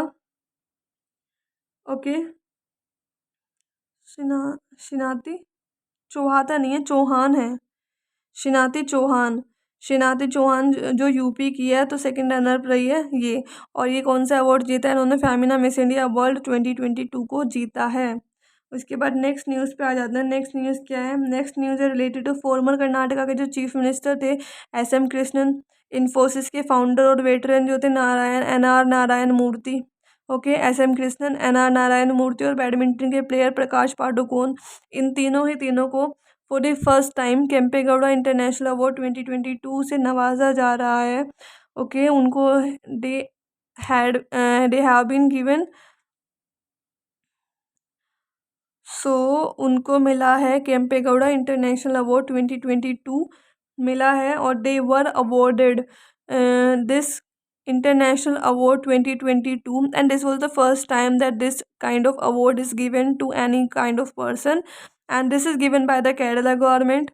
Okay, Kempegowda, and basically this is given to commemorate the day of Kempegowda, who was the founder of Bangalore city. He was the founder of Bangalore city, and to honor him, this award was given to uh, these three famous personalities. Okay, now let's move on to next news. Next news are related to YAIR Lapid, यार Lapid. और जो यार Lapid है 14th prime minister बने हैं Israel के, यानी कि इसराइल के 14th प्राइम मिनिस्टर बने हैं। और ये पहले जर्नलिस्ट थे, लीडर भी थे, और इन्होंने रिप्लेस किया नफ्ताली बेनेट को, उन्होंने रिप्लेस किया है। सो यार लैपिड जो है वो 14th प्राइम मिनिस्टर बने हैं इसराइल के। ओके, और नफ्ताली बेनेट को इन्होंने रिप्लेस किया है। 1 नवंबर 2022 में बेसिकली इलेक्शंस होने हैं फॉर द पोस्ट ऑफ इस पोस्ट के लिए, तो इसीलिए ये इसराइल के शॉर्टेस्ट सर्विंग प्राइम मिनिस्टर बने हैं, इसराइल के सबसे कम टाइम के लिए रहने वाले, यानी कि 30 जून से लेकर के 1 जुलाई तक बेसिकली ये रहेंगे। ओके, 30 जून से लेकर 1 जुलाई तक के बीच में ये रहेंगे। और as a caretaker government के उसमें उन्होंने चार्ज लिया है, क्योंकि नेक्स्ट इलेक्शन जो होने हैं वो 1 नवंबर 2022 को होने हैं। और ऑल्सो जो ये फायर लेपर्ड है ये ऑल्टरनेट प्राइम मिनिस्टर बनाए गए इसराइल के और मिनिस्टर ऑफ फॉरेन अफेयर बनाए गए 2021 से लेकर 2022 तक के लिए। और उन्होंने कुछ बुक्स भी लिखी है। ओके। और एक बुक उनकी बहुत फेमस है, नाम है, मैं बात करी वाइल्ड लेपर्ड की बात करी, I am not talking about Naftali Bennett, I am talking about wild leopard. और सर एक बुक बहुत फेमस है उनका उसका नाम है मेमोरीज आफ्टर माई डेथ, मेरी मृत्यु के बाद memories, memories after my death. Okay fine. अब आ जाते हैं नेक्स्ट न्यूज़ पर। नेक्स्ट न्यूज़ क्या है? सो नेक्स्ट न्यूज़ है, एक बुक रिलीज़ की गई है, ठीक है, और उस बुक का नाम क्या है? गंगा री इमेजिनिंग रिजुविनेटिंग एंड रिकनेक्टिंग। ठीक है, गंगा री इमेजिनिंग रिजुविनेटिंग एंड रिकनेक्टिंग। और ये बुक रिलीज़ की है राजीव रंजन मिश्रा ने, इस बुक को रिलीज़ किया है। किसने रिलीज़ किया है? राजीव रंजन मिश्रा ने इस बुक को रिलीज़ किया है। किसके साथ मिलकर के? पुष्कल उपाध्याय के साथ मिलकर के, पुष्कल उपाध्याय के साथ मिलकर के ये बुक रिलीज़ की गई है, Ganga imagining rejuvenating and reconnecting. Okay. और basically this book describe the issues faced by the National Mission for Clean Ganga team during its task. Okay, all the issues which were faced by the National Mission for Clean Ganga team during their task, which the team was headed by Rajiv Ranjan Mishra. So he was explaining his experience toward the issues faced by the National Mission for Clean Ganga team. Okay, सो ये एक IAS officer है और इन्होंने किसके साथ मिलकर किया है? पुष्कर सिंह धामी के साथ मिल करके ऐसा किया है। और ये मिशन डायरेक्टर की पोस्ट पे थे, मिशन डायरेक्टर की पोस्ट पे थे। उसके बाद वो डायरेक्टर जनरल भी बने national mission for clean Ganga के। पहले मिशन डायरेक्टर थे, उसके बाद डायरेक्टर जनरल भी बने। ओके। अब आ जाते हैं नेक्स्ट न्यूज़ पर। नेक्स्ट न्यूज़ जो है वो है इंटरनेशनल डे ऑफ कोऑपरेटिव्स 2022। जो इंटरनेशनल डे ऑफ कोऑपरेटिव है ये ऑब्जर्व करता है, यूनाइटेड नेशन ऑब्जर्व करता है, ग्लोबली ऑब्जर्व किया जाता है। और इसका फर्स्ट डे ऑब्जर्व किया गया था 2 जुलाई 2022 को। पहला दिन ऑब्जर्व किया गया था 2 जुलाई 2022 को। और बेसिकली ये फर्स्ट सैटरडे को ऑब्जर्व किया जाता है, जुलाई के पहले सैटरडे को ऑब्जर्व किया जाता है। तो इस बार जो जुलाई था, 2 जुलाई जो था वो सैटरडे पड़ रहा था। सो 2 जुलाई को ऑब्जर्व किया गया International Day of Cooperatives. Okay, and it is to create the awareness about contribution of cooperatives towards the development of societies. Society के डेवलपमेंट में जो कोऑपरेटिव्स का कंट्रीब्यूशन है उसको अवेयरनेस क्रिएट करने के लिए डे ऑब्जर्व किया जाता है। ओके। और जो ये कोऑपरेटिव डे है is an annual celebration of the cooperative movement. जो कोऑपरेटिव मूवमेंट हुआ था उसका एनुअल सेलिब्रेशन जो है ये इस दिन ऑब्जर्व किया जाता है। ओके। और जो ये कोऑपरेटिव डे है इसका जो थीम है, इसका थीम है cooperative build a better world. Cooperatives जो है वो वर्ल्ड को एक बेटर बनाते हैं। Cooperative build a better world, cooperative build a better world. और सिंस 1923 से इंटरनेशनल कोऑपरेटिव डे ऑब्जर्व किया जा रहा है एनुअली। और ओके। और सेलिब्रेट कौन करता है? बाय ग्लोबल कोऑपरेटिव मूवमेंट के थ्रू इसको सेलिब्रेशन इसका होता है। ग्लोबल कोऑपरेटिव मूवमेंट के थ्रू इसका सेलिब्रेशन होता है। फाइन। ओके। इसमें इतना ही है। और ये बेसिकली इसका 100 एडिशन है, 1923 में फर्स्ट टाइम ऑब्जर्व किया गया था ना, तो ये इसका 100 एडिशन है। ओके। और इस या also one more important thing, 4 जुलाई 2022 को मिनिस्ट्री ऑफ कोऑपरेटिव्स जो गवर्नमेंट ऑफ इंडिया के अंदर काम करती है उसने national cooperative union of India के साथ मिलकर के एक इवेंट ऑर्गेनाइज किया था विज्ञान भवन में। फाइन। इसी से रिलेटेड और इसी के ऑब्जर्व करने के लिए ministry of cooperatives and national cooperative union of India, national cooperative union of India, इन्होंने मिलकर इवेंट ऑर्गेनाइज किया विज्ञान भवन नई दिल्ली में। और 100 एडिशन बनाने के लिए इंटरनेशनल डे ऑफ कोऑपरेटिव का। और इसका थीम क्या था? जैसे वर्ल्ड का थीम है cooperatives build a better world, और इनका थीम था cooperative build an Aatmanirbhar Bharat and better world. Cooperative, build a Aatmanirbhar Bharat and better world. अब आ जाते हैं नेक्स्ट न्यूज़ पर। नेक्स्ट न्यूज़ क्या है?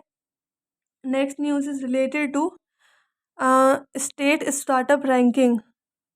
स्टेट्स स्टार्टअप रैंकिंग इंडेक्स आया है और ये रैंकिंग आई है बेसिकली, और ये थर्ड एडिशन है। ठीक है, स्टेट्स का जो स्टार्टअप रैंकिंग है 2021 की, उसका थर्ड एडिशन है ये। और ये एनुअली ऑब्जर्व किए करते हैं कौन? Ministry of union minister of commerce and industry. कौन है? पीयूष गोयल।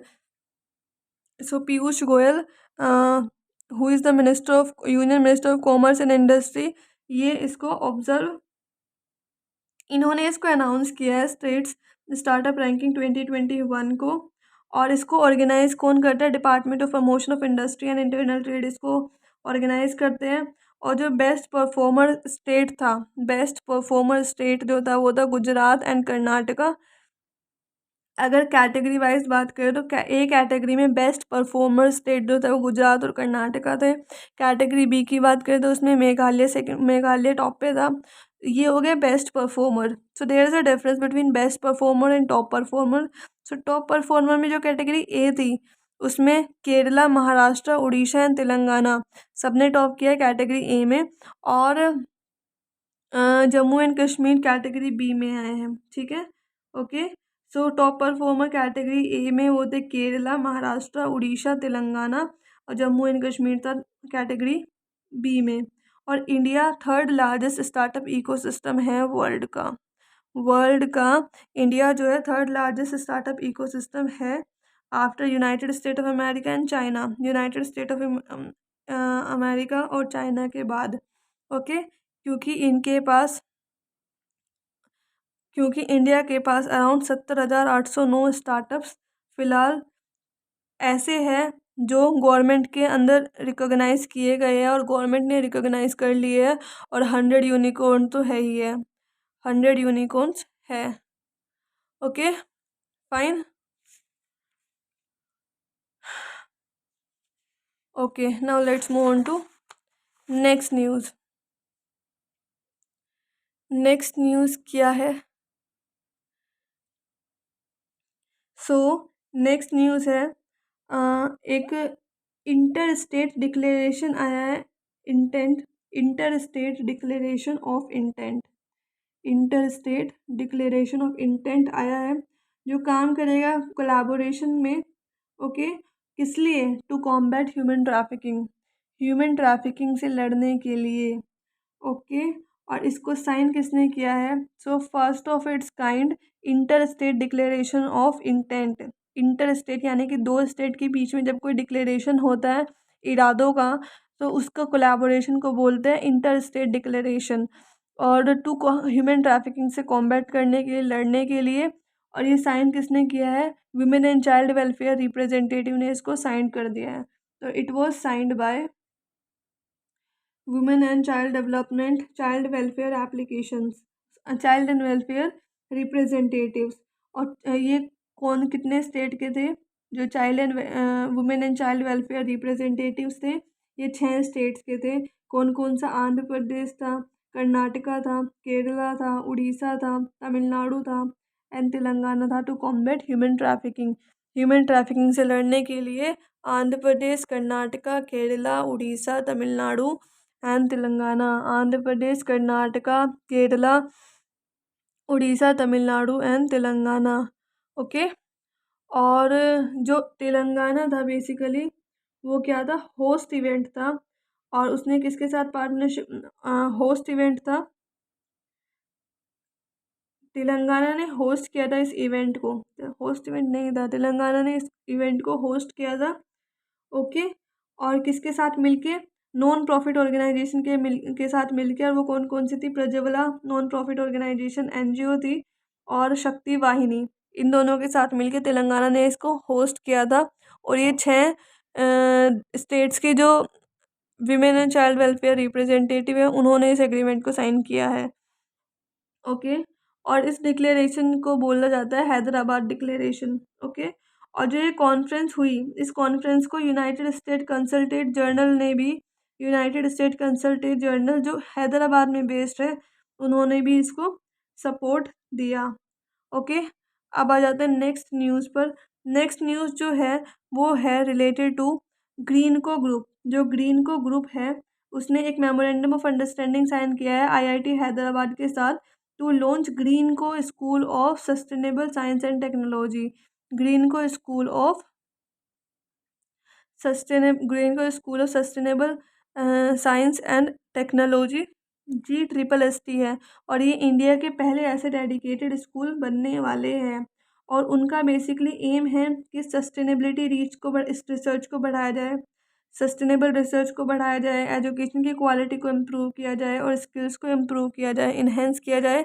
सस्टेनेबल रिसर्च को इम्प्रूव किया जाए, क्वालिटी ऑफ एजुकेशन को इम्प्रूव किया जाए, स्किल्स को इम्प्रूव किया जाए by the end of year 2022। ये ऑब्जर्व हो जाएगा, ऑब्जर्व नहीं हो जाएगा, ये इस्टेब्लिश हो जाएगा। जो ये स्कूल्स हैं ये 2022 के एंड तक आते आते बन जाएंगे और जून 2023 से इसमें एडमिशन स्टार्ट हो जाएंगे। बीटेक के प्रोग्राम में, एमटेक के प्रोग्राम में, पीएचडी के प्रोग्राम में इन सस्टेनेबल साइंस एंड टेक्नोलॉजी। कौन से एरिया में? सस्टेनेबल साइंस एंड टेक्नोलॉजी में। ओके, अब आ जाती है नेक्स्ट न्यूज़। नेक्स्ट न्यूज़ क्या है? नेक्स्ट न्यूज़ है यूनाइटेड नेशन ओशन कॉन्फ्रेंस 2022 से related. United Nation Ocean conference 2022, और इसको को होस्ट किया है किसने? इसको को होस्ट किया है basically government of Kenya. It is not Kerala, it is Kenya. Co hosted by Kenya. Kenya government ने होस्ट किया था और पुर्तगाल की गवर्नमेंट ने इसको होस्ट किया था। 27 जून से लेकर के 1 जुलाई 2022 तक ये इवेंट चला था, यूनाइटेड नेशन ओशन कॉन्फ्रेंस। और ये कॉन्फ्रेंस हुई थी, होस्ट किया था कीनिया एंड पुर्तगाल ने मिलके। और इसका थीम रहा था scaling up ocean act, ocean action based on science and innovation for the implementation of goal 14।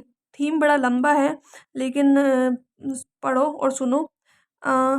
Scaling up ocean action यानी कि जितने भी ओशंस के एक्शन हैं उसको बढ़ाना, उन एक्शंस को बढ़ाना स्पेसिफिकली जो साइंस और इनोवेशन पर बेस्ड है। Okay, for implementation of goal 14, यानी कि 14वां जो गोल है, 17 सस्टेनेबल डेवलपमेंट गोल्स बनाए थे उसमें से जो 14th गोल है उसको ऑब्जर्व करना है, उसको इम्प्लीमेंट करना है। That is the reason why the theme is like that only, that scaling up ocean action based on science and innovation for implementation of goal 14। And what was the goal 14? Stock taking, partnership and solution. This was the goal. Stock taking, partnership and solution. Fine. और जो ये conference हुई थी, basically ये conference हुई थी Lisbon पुर्तगाल में, ये कॉन्फ्रेंस हुई थी। ओके, और इसको इंडिया की तरफ से किसने अटेंड किया था? इंडिया की तरफ से अटेंड किया था जितेंद्र सिंह ने।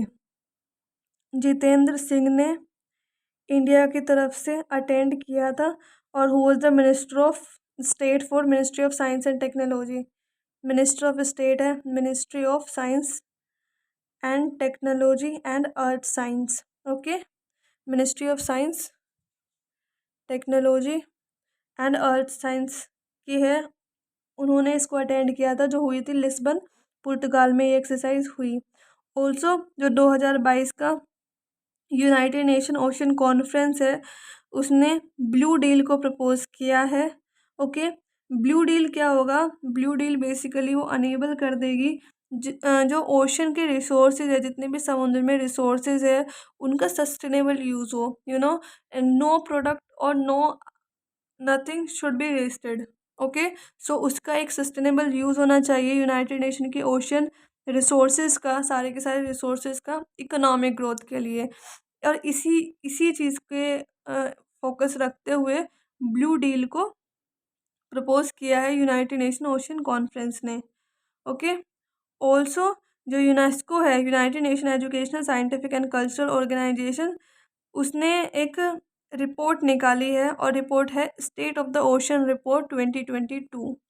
State of ocean report 2022, state ocean report की जो समुद्र है उस पे उसकी स्टेट क्या है, उसकी पोजीशन क्या है, उसकी कंडीशन क्या है, उस रिपोर्ट का। ओके, ये रिलीज़ किया किसने? यूनेस्को ने रिलीज़ की है। सो एडलवाइसेस जर्नल इंश्योरेंस कंपनी है, ओके, और उसने लॉन्च किया है स्विच एप्लीकेशन लॉन्च किया है। और स्विच क्या है? एक कॉम्प्रिहेंसिव मोटर इंश्योरेंस प्रोडक्ट है, एक कॉम्प्रिहेंसिव मोटर इंश्योरेंस प्रोडक्ट है। और जो वर्क करता है किसके under? Under insurance regulatory development authority of India sandbox initiative, इसके अंडर ये काम करता है, ओके। तो जो ये स्विच है ये एक ऐसी एप्लीकेशन है जो कम्प्लीटली डिजिटल है, और ये इंडिया की पहली mobile telematics based motor policy है, ओके, जो डिटेक्ट करेगी मोशन को, और ऑटोमेटिकली इंश्योरेंस अपने आप एक्टिवेट हो जाएगा जब व्हीकल को चलाया जाएगा। अदरवाइज़ अगर व्हीकल को चलाया नहीं जा रहा है तो इंश्योरेंस एक्टिवेट नहीं होगा, तो हमें सिर्फ उतना ही प्रीमियम पे करना पड़ेगा जितने टाइम के लिए और जितना किलोमीटर व्हीकल चला है, okay. So this is very effective policy, और insurance policy it is very good. And otherwise general insurance company के एग्जीक्यूटिव डायरेक्टर एंड सीईओ है सनाई घोष। सनाई घोष, और हेडक्वार्टर कहाँ पे है? मुंबई महाराष्ट्र में इसका हेडक्वार्टर है। उसके बाद नेक्स्ट न्यूज़ क्या है? एचडीएफसी बैंक को नो ऑब्जेक्शन लेटर मिल गया है, एनओसी मिल गया है from the reserve bank of India से भी, बॉम्बे स्टॉक एक्सचेंज से भी, और नेशनल स्टॉक एक्सचेंज से भी। किसके लिए? क्योंकि एचडीएफसी बैंक का मर्जर हो रहा है एचडीएफसी लिमिटेड में, और ये डील अराउंड $40 बिलियन की डील होने वाली है, ओके। और इसको अप्रूवल मिल गया है, और ये जो मर्जर हो रहा है ये लार्जेस्ट है इंडिया के कॉरपोरेट सेक्टर में, इंडिया के कॉरपोरेट सेक्टर में लार्जेस्ट मर्जर हो रहा है। और जो नई एचडीएफसी की एंटिटी होगी वो 169 बिलियन US डॉलर की होने वाली है। 169 billion US dollar market capitalisation की होने वाली है, और जो सेकेंड लार्जेस्ट है मुंबई, इंडिया में सेकंड लार्जेस्ट है ये, ओके। ये कैपिटलाइजेशन जो मार्केट कैपिटलाइजेशन है। और अब जो एचडीएफसी बैंक की जो पूरी एंटिटी बन गई है वो 10 मोस्ट वैल्यूड बैंक्स में आ गई है वर्ल्ड के, ओके। और इसका जो साइज़ है अब वो ट्वाइस हो गया आईसीआईसीआई बैंक के साइज़ के। आईसीआईसीआई बैंक जो second largest private sector bank है इंडिया का, उसके उसके साइज़ के ट्वाइस साइज़ जो है अब वो एचडीएफसी बैंक का साइज़ हो गया है, फाइन। उसके बाद नेक्स्ट न्यूज़ क्या है? नेक्स्ट न्यूज़ है मिनिस्ट्री ऑफ फाइनेंस से रिलेटेड। मिनिस्ट्री ऑफ फाइनेंस से रिलेटेड, तो मिनिस्ट्री ऑफ फाइनेंस ने अनाउंस किया है कंप्लीट स्ट्रैटेजिक डिसइन्वेस्टमेंट। किसका? Complete strategic disinvestment. और डिसइन्वेस्टमेंट ट्रांजेक्शन हो रहा है नीलांचल इस्पात निगम लिमिटेड का, ओके। अराउंड 93.71% शेयर जो है, जो जॉइंट वेंचर पार्टनर्स के थे, जिसके अंदर 4 सेंटर पब्लिक सेक्टर एंटरप्राइजेस थी और 2 उड़ीसा की पब्लिक सेक्टर अंडरटेकिंग थी, ओके। सो उनका जो शेयर था 93.71%, अब वो शेयर किसके पास जा रहा है? वो शेयर जा रहा है Tata steel long products, Tata steel limited के पास जा रहा है, ओके। टाटा स्टील लिमिटेड का जो सब्सिडरी है टाटा स्टील लॉन्ग प्रोडक्ट, इसके पास ये शेयर 93.71% शेयर जा रहा है, और टाटा स्टील ने इसके लिए 12,100 करोड़ रुपए इन्वेस्ट किए हैं, ओके। सो नीलांचल इस्पात निगम लिमिटेड लोकेटेड है जजपुर उड़ीसा, उड़ीसा के जजपुर में लोकेटेड है, और चेयरमैन है नीलांचल इस्पात निगम लिमिटेड के जे रविशंकर, ओके, फाइन। अब चलते हैं आगे नेक्स्ट न्यूज़ पर। सो नेक्स्ट न्यूज़ जो है वो रिलेटेड है जो जितेंद्र सिंह है, union minister of Jitendra Singh, union minister of state of science and technology, okay. Science and technology के यूनियन मिनिस्टर हैं, और इन्होंने लॉन्च किया है इंडिया की पहली ऑटोनोमस नेविगेशन फैसिलिटी, इंडिया की पहली ऑटोनोमस नेविगेशन फैसिलिटी, जिसका नाम है तिहान। क्या नाम है? तिहान। और तिहान की फुल फॉर्म है टेक्नोलॉजी, लिख देती हूँ, technology innovation hub on autonomous navigation, okay. So TiHAN की फुल फॉर्म है technology innovation hub on autonomous navigation, और ये इंडिया का पहला ऑटोनोमस नेविगेशन फैसिलिटी है जिसको लॉन्च किया जितेंद्र सिंह ने। ओके, और ये यूनियन मिनिस्टर है साइंस और टेक्नोलॉजी के। फाइन। और जो ये फैसिलिटी लगने वाली है वो लगेगी कहाँ पे, Indian institute of technology Hyderabad के कैंपस में लगेगी। और इसके लिए टोटल बजट कितना निकाला है, 130 करोड़ रुपए इसका टोटल बजट निकाला है। ओके, ऑल्सो जो NMICPS है, ओके, NMICPS ये जो है ये नेशनल, इसकी फुल फॉर्म है national mission on interdisciplinary cyber physical system. Okay, so जो साइबर फिजिकल सिस्टम है और इंटरडिसिप्लिनरी, उस पर जो नेशनल मिशन है, ओके, हम क्या यूटिलाइज करके, जो जितने भी अनमैन्ड एरियल व्हीकल्स हैं उनको यूटिलाइज करके, ओके, और जितने भी ग्राउंड और सरफेस के व्हीकल होते हैं जिनकी नेशनल इम्पोर्टेंस होती है, इन सब को जो डेवलप करता है वो डेवलप करता है तिहान। तो Tihan is developing and deploying, deploy कर रहा है एक real time central processing cyber physical system, okay, utilise करके अनमैन्ड एरियल व्हीकल्स को और ग्राउंड और सरफेस व्हीकल्स को, और बेसिकली उन सिस्टम्स को जिनकी नेशनल, उन सेक्टर्स को जिनकी नेशनल इम्पोर्टेंस है। Okay, so now move on to next news.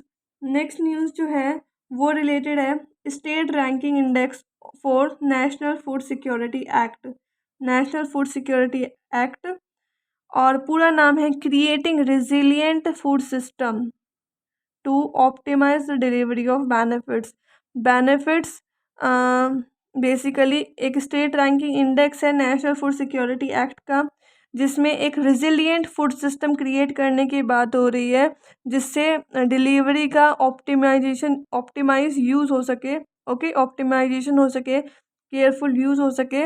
और इसको रिलीज़ किया है किसने, पीयूष गोयल ने इसको रिलीज़ किया है। और पीयूष गोयल जो है वो union minister of consumer affairs, food and processing, food and public distribution, ministry of consumer affairs, food and public distribution. Okay, और जो ये उड़ीसा है हैज़ इसकी जो टॉप रैंक आई है उड़ीसा की, ओके, और सेकंड पोजीशन पे आया है यूपी, थर्ड पोजीशन पे आया है आंध्र प्रदेश। इस रैंकिंग की बात कर रहे हैं कि उड़ीसा की रैंक फर्स्ट आई है, यूपी की सेकंड आई है, आंध्र प्रदेश की रैंक थर्ड आई है। ओके, और ये कौन सी कैटेगरी है, जनरल कैटेगरी। और अगर बात करें स्पेशल कैटेगरी की, सो स्पेशल कैटेगरी में त्रिपुरा की रैंक फर्स्ट, हिमाचल प्रदेश की सेकंड एंड सिक्किम की थर्ड। ओके, और यूनियन टेरिटरीज़ की बात करें तो इसमें basically Dadra and Nagar Haveli, okay, and Daman and Diu, इनकी रैंक फर्स्ट आई है। और सेकंड रैंक किसकी आई है, पोंडुचेरी की, पोंडुचेरी, ओके, पुडुचेरी कह सकते हैं। फाइन।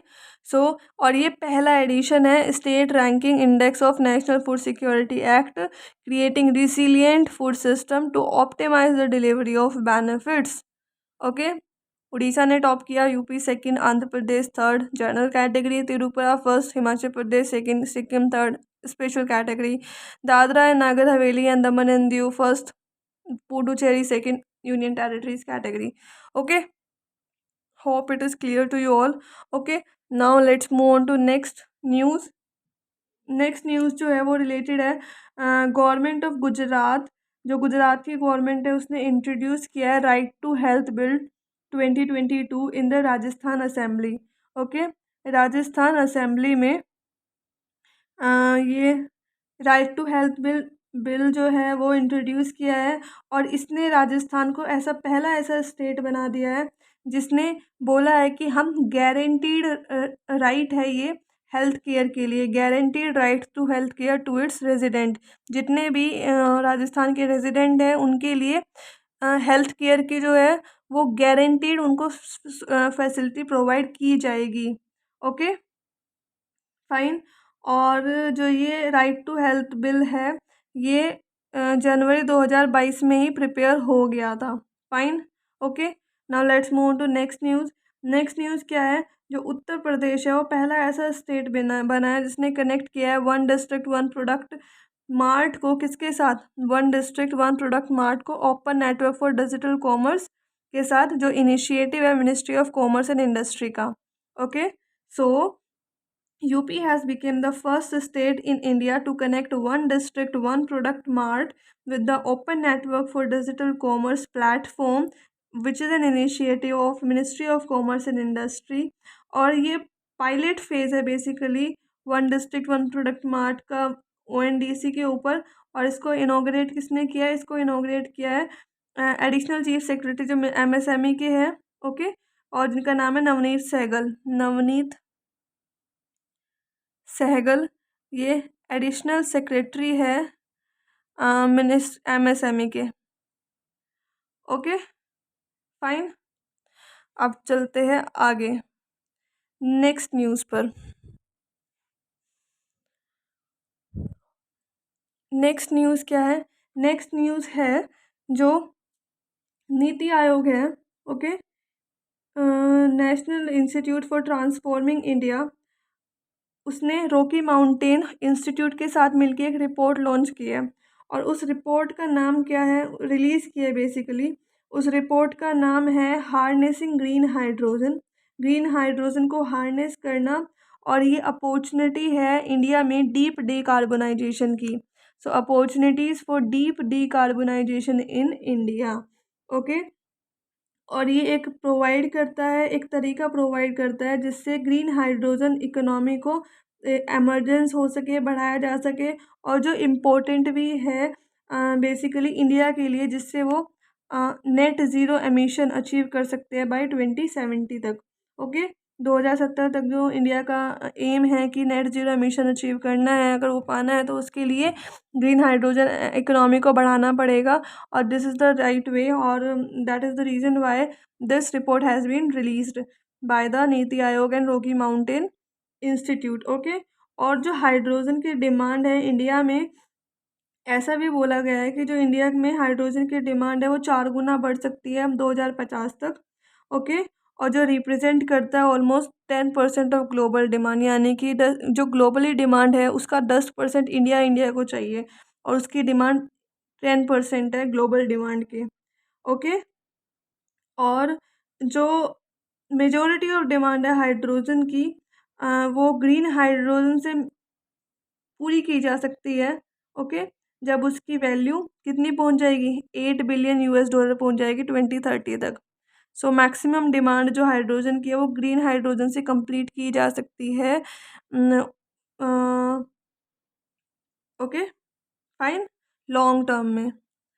उसके बाद नेक्स्ट न्यूज़ क्या है, नेक्स्ट न्यूज़ जो है वो news number 40 is DL Murugan. Okay, he is the minister of state of fisheries, animal husbandry and dairying.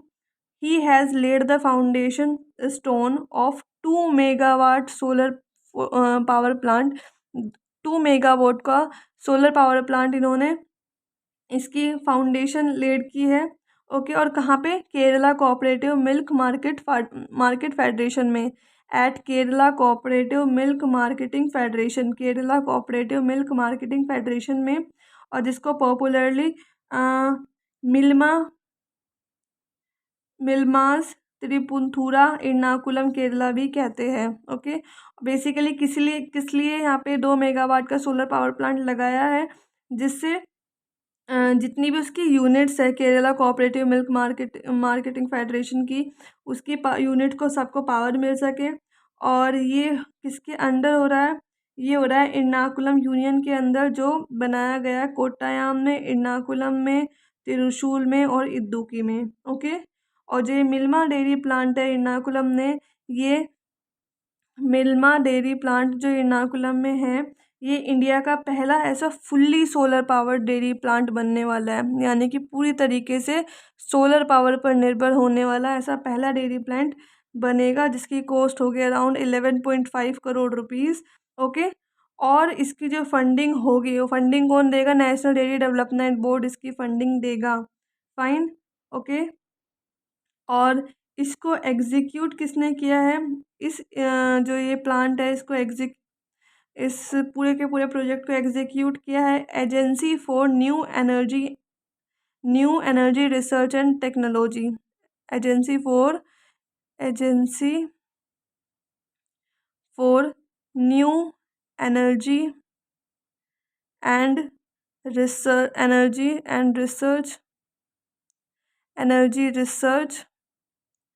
And technology. Okay, so इसको एग्जीक्यूट किया agency for new energy research and technology ने इसको execute किया है। और ये जो है ये सोलर पावर प्रोजेक्ट ये एर्नाकुलम डेयरी को हेल्प करेगा कि उसकी जो पावर का कंजम्पशन है उसका 90% ऑफ द पावर कंजप्शन जो है वो सेव हो सके। और ये ऐसी पहली डेयरी तो बनी है जो एंटायरली सोलर पावर पर निर्भर है। फाइन, अब चलते हैं आगे नेक्स्ट न्यूज़ पर। नेक्स्ट न्यूज़ क्या है? नेक्स्ट न्यूज़ है basically PM Modi has visited Germany for 3 days to attend the 48th G7 summit. So G7 summit जो 48th एडिशन हो रहा है और as a guest he has visited Germany गए हैं वो 3 दिन के लिए गए हैं 48th G7 समिट को अटेंड करने। और उनको इनवाइट किया था Olaf Scholz who is a German chancellor. ये जर्मन चांसलर है ओलाफ स्कोल्स, उन्होंने मोदी जी को इनवाइट किया था। ओके, और इंडिया के साथ साथ और भी बहुत सारी कंट्रीज है जिन्होंने अटेंड किया है इस समिट को as guest nation.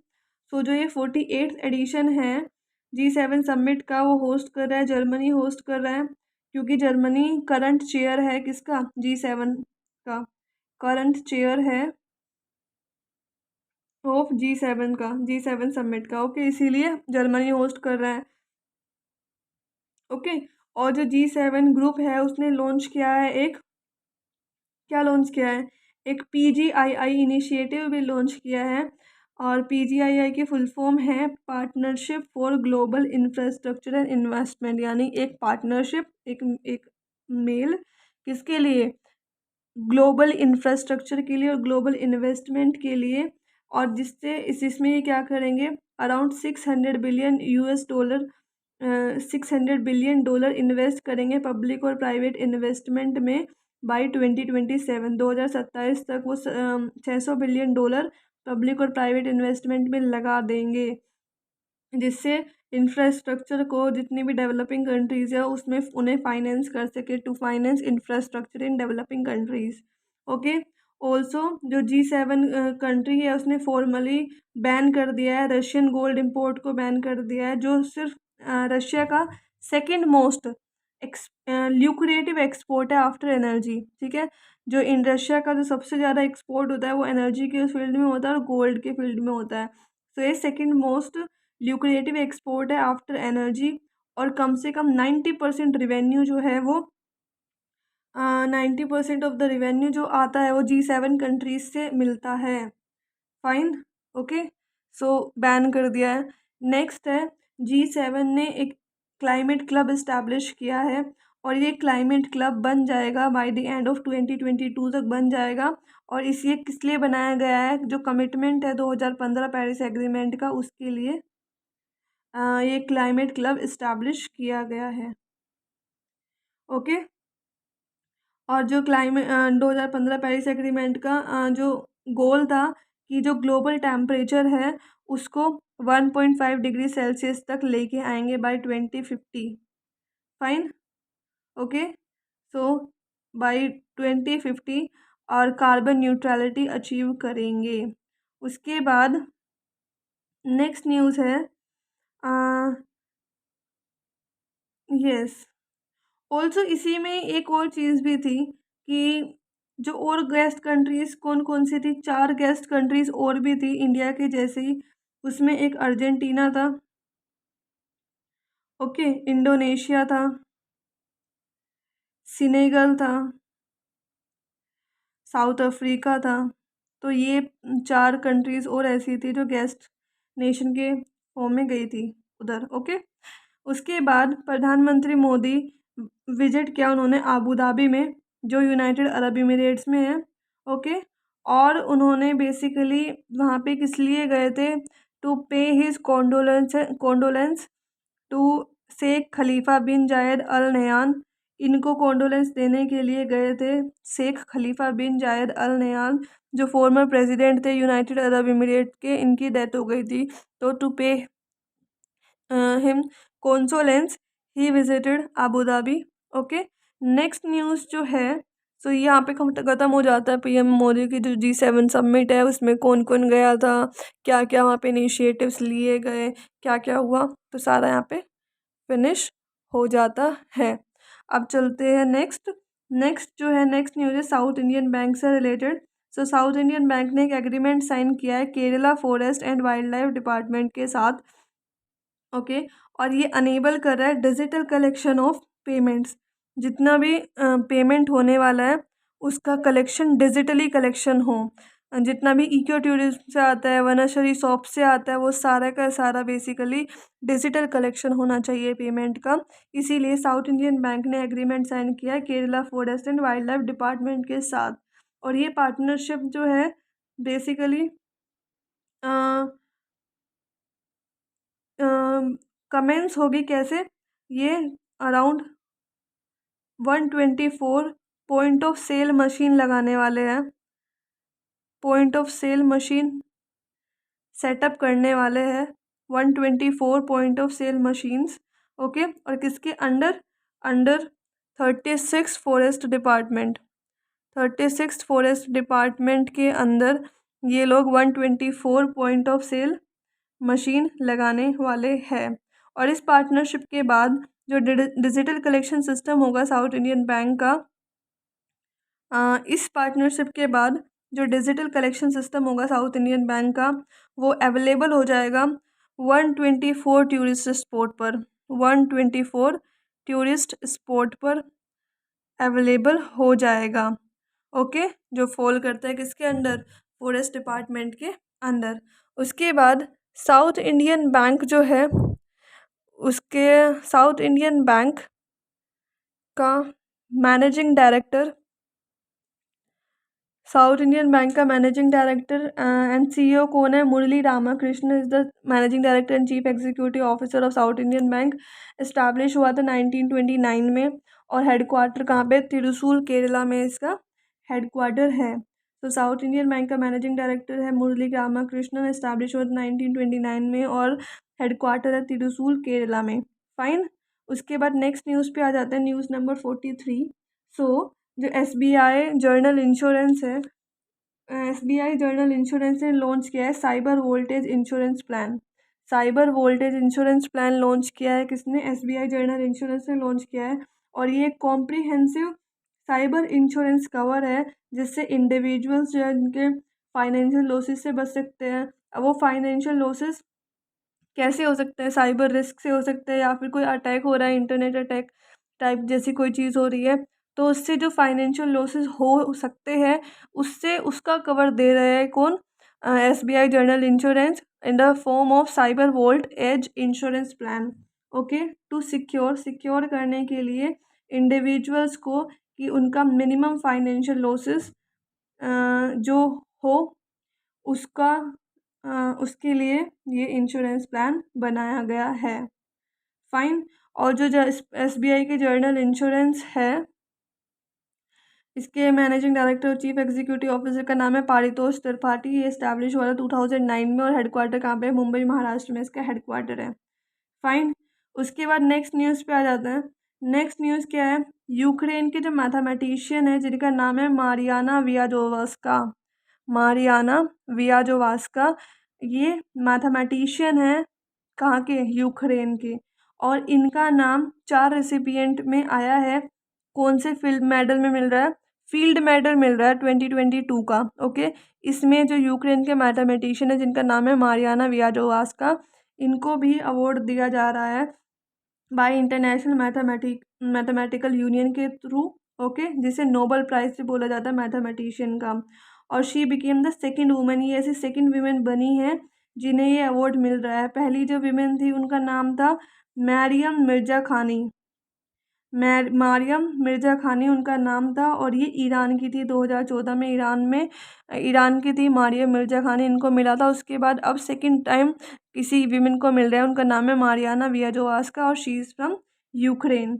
Other recipient कौन है? हुगो डुमिनिल जो फ्रांस के हैं, उसके बाद जून हू जो यूएसए के हैं और जेम्स मेनार्ड जो ब्रिटेन के हैं। फाइन। और जो फील्ड मेडल होता है ना, और इसमें बेसिकली ये अवार्ड ये अराउंड व्हाट शुड आई से अराउंड $11,600 दिए जाते हैं हर एक 4 साल में, एक या एक से ज़्यादा मैथमेटिशियन को जिनकी एज 40 से कम होती है। ओके। और in recognition of outstanding mathematical achievement for existing work and for the promise of future achievement. Okay, and for the promise of future achievement. अब आ जाते हैं नेक्स्ट न्यूज़ पे। नेक्स्ट न्यूज़ क्या है? नेक्स्ट न्यूज़ है जो जर्मनी का कंपनी है जिसका नाम है ड्यूटिसे बहन। ओके, ड्यूटिसे बहन नेशनल रेलवे कंपनी, ये क्या है? नेशनल रेल कंपनी है और ये वर्ल्ड की ऐसी पहली इंटर मोडल पार्टनर बनी है किसकी? स्टार अलायंस की। और कब से कब तक के लिए? कब से कब तक तो नहीं होगा। ड्यूटिसे बैंक जो जर्मनी बेस्ड कंपनी है, नेशनल रेल कंपनी है और ये वर्ल्ड की पहले इंटर मोडल पार्टनर बनी है स्टार अलायंस की 1 अगस्त से। ओके, 1 अगस्त से ऐसा हुआ है। और इसकी वजह से क्या होगा? जितने भी कस्टमर्स होंगे और पैसेंजर होंगे स्टार अलायंस एयरलाइन के, स्टार अलायंस बेसिकली एक एयरलाइन है। ओके, सो इससे क्या होगा? जितने इसके कस्टमर्स होंगे, पैसेंजर्स होंगे, वो कनेक्ट कर पाएंगे रेल के साथ, बस के साथ, फेरी के साथ। सो इन दोनों का इसीलिए ये पार्टनरशिप हुई है। वर्ल्ड की पहली इंटर मोडल पार्टनरशिप हुई है स्टार अलायंस के साथ। Fine. So star alliance airline के पार्टनर बने हैं कौन? ड्यूटिसे बहन। उसके बाद नेक्स्ट न्यूज़ पे आ जाते हैं। नेक्स्ट न्यूज़ क्या है? मिनिस्ट्री ऑफ डिफेंस जो है उन्होंने 3 प्राइवेट सेक्टर बैंक को बेसिकली जिम्मेदारी दी है, HDFC बैंक को, ICICI बैंक को और एक्सिस बैंक को, कि वो फाइनेंशियल सर्विसेज प्रोवाइड करें जैसे कि लेटर ऑफ क्रेडिट। ओके, और जैसे कि direct bank transfer operations overseas procurement के लिए, यानी कि ओवरसीज़ बाहर जाने के लिए लेटर ऑफ क्रेडिट प्रोवाइड करे और direct bank transfer operations provide करे। ओके।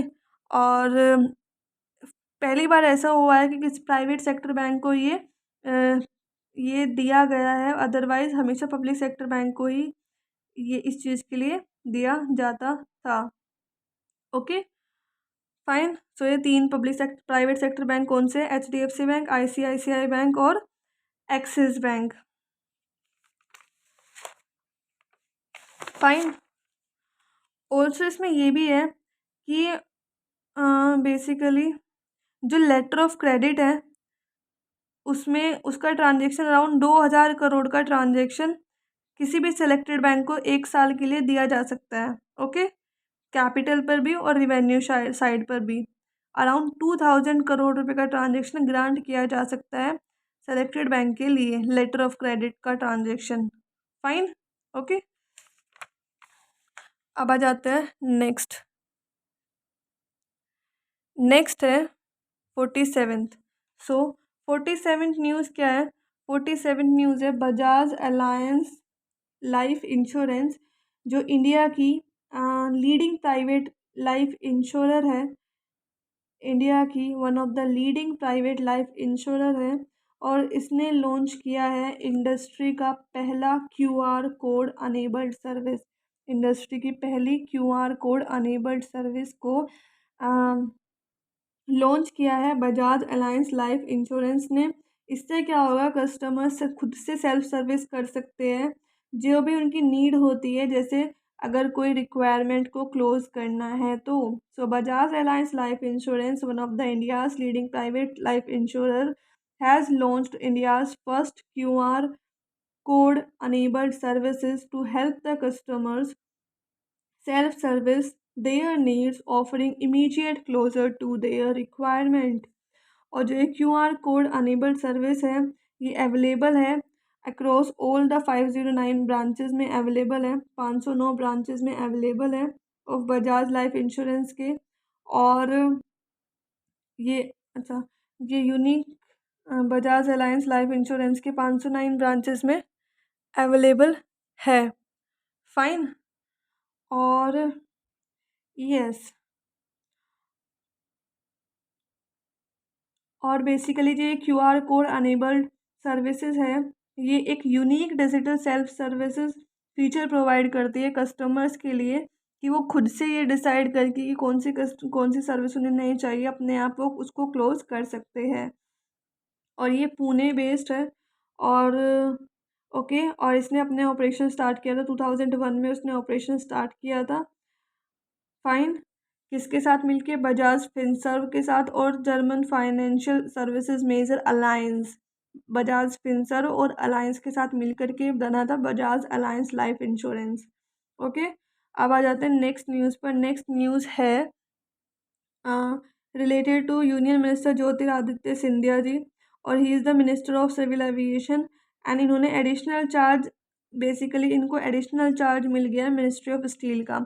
ये मिनिस्टर ऑफ सिविल एविएशन संभालते थे, अब इनको additional charge ministry of steel का भी मिल गया है। और उसके साथ साथ में स्मृति ईरानी जो मिनिस्टर थी वुमेन एंड चाइल्ड डेवलपमेंट की, उन्हें मिनिस्ट्री ऑफ माइनॉरिटी अफेयर्स का भी मिल गया है। ओके, और ये नए अपॉइंटमेंट कब आए हैं? ये नए अपॉइंटमेंट आए हैं जब रेजिग्नेशन हो गया, रिज़ाइन कर दिया मुख्तार अब्बास नकवी ने, जो मिनिस्टर थे माइनॉरिटी अफेयर्स के, और रामचंद्र प्रसाद की जो मिनिस्टर ऑफ स्टील के थे। ओके, सो इनके रेजिग्नेशन के बाद इनको एडिशनल चार्ज मिल गया, ज्योतिरादित्य सिंधिया को और स्मृति ईरानी को। फाइन। और जो राज्य फॉर्मर मिनिस्टर जितने भी है, उनका राज्यसभा का जो टर्म है वो 7 जुलाई को ख़त्म हो रहा है। राज्यसभा में जितने भी फॉर्मर मेंबर्स हैं, उनका टाइम पीरियड एंड हो रहा है कब? 7 जुलाई। ओके, अब आ जाता है नेक्स्ट न्यूज़ पर। नेक्स्ट न्यूज़ क्या है? नेक्स्ट न्यूज़ है music maestro Ilaiyaraaja, okay, sports icon PT Usha, और acclaimed screen writer Vishwa Vijendra Prasad and philanthropist and spiritual leader Veerendra Heggade, ये सारे के सारे नॉमिनेट हुए राज्यसभा में। Ilaiyaraaja music maestro, PT Usha sports की है, Vishwa Vijendra Prasad screen writer, Veerendra Heggade philanthropist and spiritual leader also,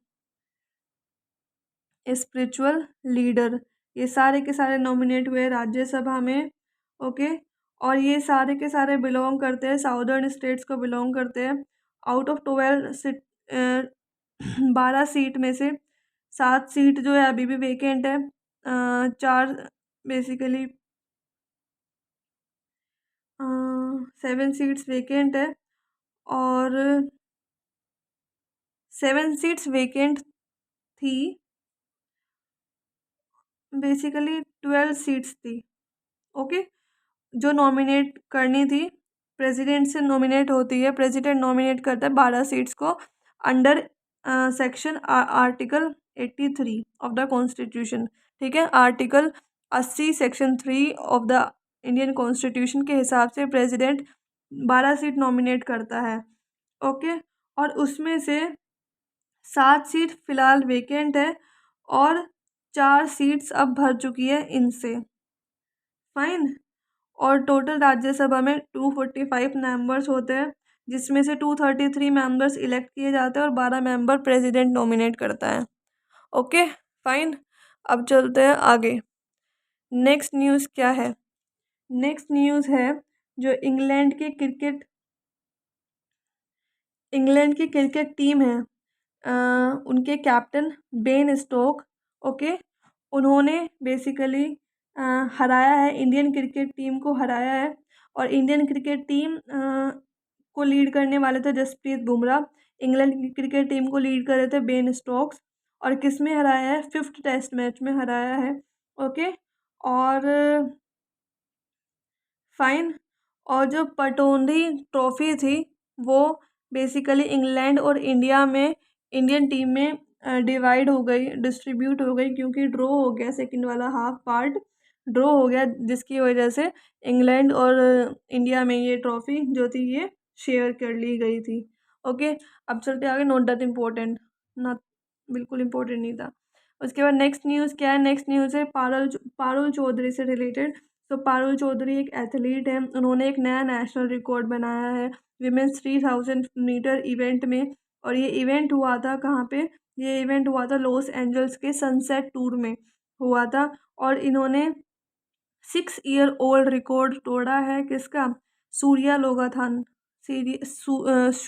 Surya लोगानाथन का 6 साल का रिकॉर्ड, 6 ईयर रिकॉर्ड तोड़ा है पारुल चौधरी ने, ओके।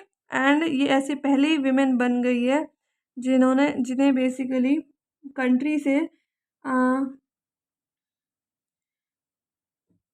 जिन्होंने 9 मिनट के टाइम के अंदर अंदर 3000 मीटर की रेस कंप्लीट की है, ओके। अब चलते हैं नेक्स्ट न्यूज़ पर। नेक्स्ट न्यूज़ क्या है?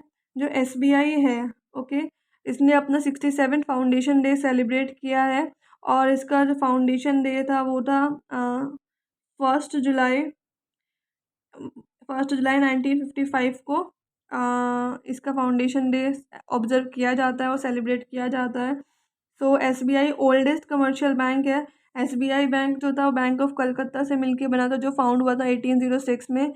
Bank of Maharashtra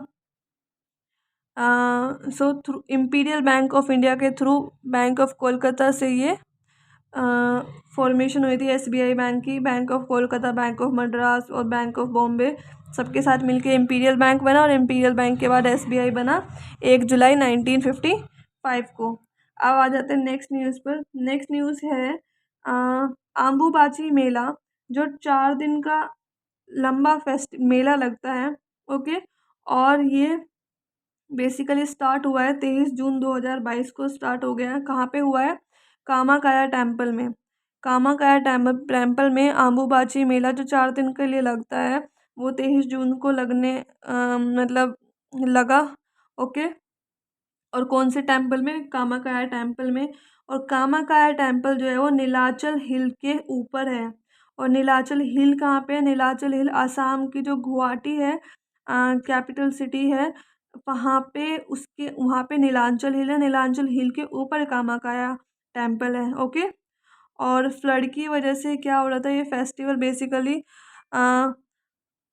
subdued manner में ऑब्जर्व किया जाएगा और सेलिब्रेट किया जाएगा इस साल भी। किसकी वजह से? जो फ्लड आई हुई है असम में, उसकी वजह से। अब चलते हैं आगे। नेक्स्ट क्या है? चाइना ने अपनी सबसे लार्जेस्ट और सबसे ज़्यादा एडवांस्ड वॉरशिप यानी कि युद्ध का जो शिप है वो पाकिस्तान को दे दिया है, क्योंकि पाकिस्तान को नेवी में थोड़ा बूस्ट चाहिए था, ओके। उसको एक ऑल वेदर एली चाहिए था, ऑल वेदर एली चाहिए था। किसको? पाकिस्तान को। किस में चाहिए था ऑल वेदर एली? और किस में चाहिए था बेसिकली? ये चाहिए था इनको अरेबियन सी में और इंडियन ओशियन में, जहाँ पे वो अपना नेवल प्रेजेंस इंक्रीज बढ़ा सकते थे, नेवल प्रेजेंस बढ़ा सकते हैं। इसीलिए उन्होंने ऑल वेदर एली दिया पाकिस्तान को, ओके। और इसको डिज़ाइन और बिल्ड चाइना ने ही किया है। और यस, सो फाइन। और इसका नाम जो है सबसे लार्जेस्ट और मोस्ट एडवांस वारशिप का नाम है PNS Tughril. PNS Tughril is the largest and most advance warship, fine. अब चलते हैं आगे। नेक्स्ट न्यूज़ की तरफ। तो नेक्स्ट है, गवर्नमेंट ऑफ इंडिया ने बेसिकली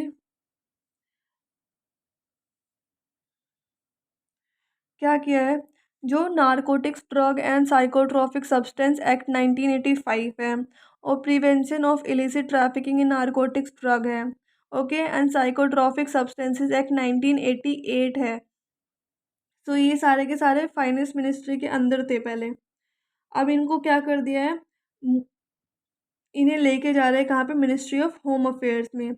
अभी ये सारे के सारे जो एक्ट है मिनिस्ट्री ऑफ होम अफेयर्स के अंदर वर्क करेंगे।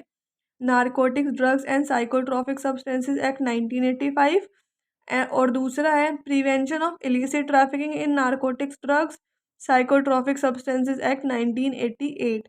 तो फाइनेंस मिनिस्ट्री से कहाँ जा रहे हैं, मिनिस्ट्री ऑफ होम अफेयर्स में ये जा रहे हैं। अब आ जाते हैं नेक्स्ट न्यूज़ पर। नेक्स्ट न्यूज़ क्या है, अम्बुबाची मेला जो असम में लगता है, और बेसिकली ये कामाख्या टेम्पल पे लग रहा है। कामाख्या टेम्पल असम में गुवाहाटी में था, ओके फाइन। और जो एनुअल फेस्टिवल है बेसिकली जून में सेलिब्रेट किया जाता है, ऑब्जर्व किया जाता है। और जून में इसीलिए किया जाता है क्योंकि ब्रह्मपुत्रा जो रिवर है वो अपने हाईएस्ट फ्लो पर होती है जून में, इसीलिए इस डे को ऑब्जर्व किया जाता है, फाइन। उसके बाद चलते हैं नेक्स्ट न्यूज़ पर। नेक्स्ट न्यूज़ जो है वो ये है कि जो दिनाली है, जिसे माउंट मैक किनले भी कहते हैं, ये टोलेस्ट माउंटेन है नॉर्थ अमेरिका का।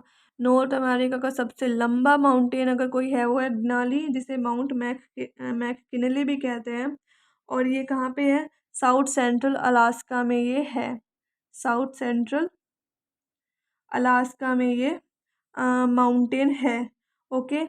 और ये क्यों न्यूज़ में है, ये इसीलिए न्यूज़ में है, जो काम्या कार्तिकेयन है, he is an Indian, Kamya Karthikeyan, okay. और ये यंगेस्ट इंडियन बने हैं जिन्होंने माउंट देनाली पे सबमिट किया है, ओके, नॉर्थ अमेरिका में।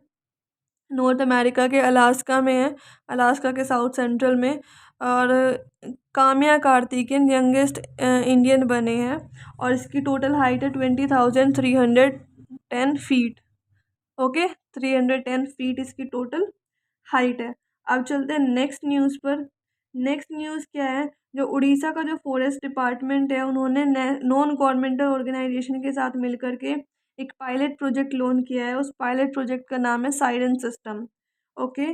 साइरन सिस्टम, इसका मतलब ये बेसिकली इसलिए किया गया है जिससे अलर्ट देने के लिए ट्रैफिक को कि एलिफेंट का मूवमेंट होने वाला है, एलिफेंट आने वाला है। तो ये साइरन सिस्टम जो है ये इंफ्रारेड सेंसर सिस्टम है, ओके। और जो ये साइरन सिस्टम होगा ना, ये एलिफेंट के हार्ट, जो एलिफेंट अगर आ रहा होगा उसको डिटेक्ट कर लेगा जब वो नेशनल हाईवे के पास आने वाला होगा। किससे करेगा, इंफ्रारेड सेंसर सिस्टम से वो डिटेक्ट कर लेगा। और ये एक इनबिल्ट प्रोग्राम है, प्रोग्राम इनबिल्ट है।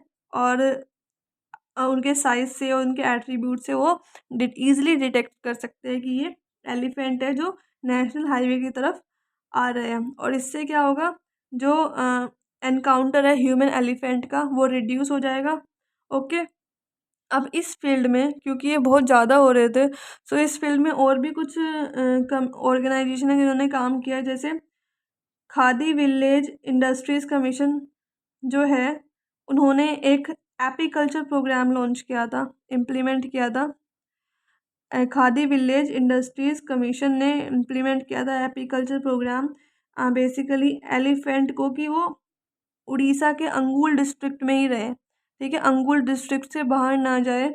एलिफेंट्स को वहाँ रखने के लिए इस प्रोग्राम के अंदर जो मधुमक्खियों के कम से कम 100 बॉक्स लगाए गए थे, 100 एलिफेंट के बॉक्स लगाए गए थे अंगुल डिस्ट्रिक्ट के बॉर्डर पर, ओके।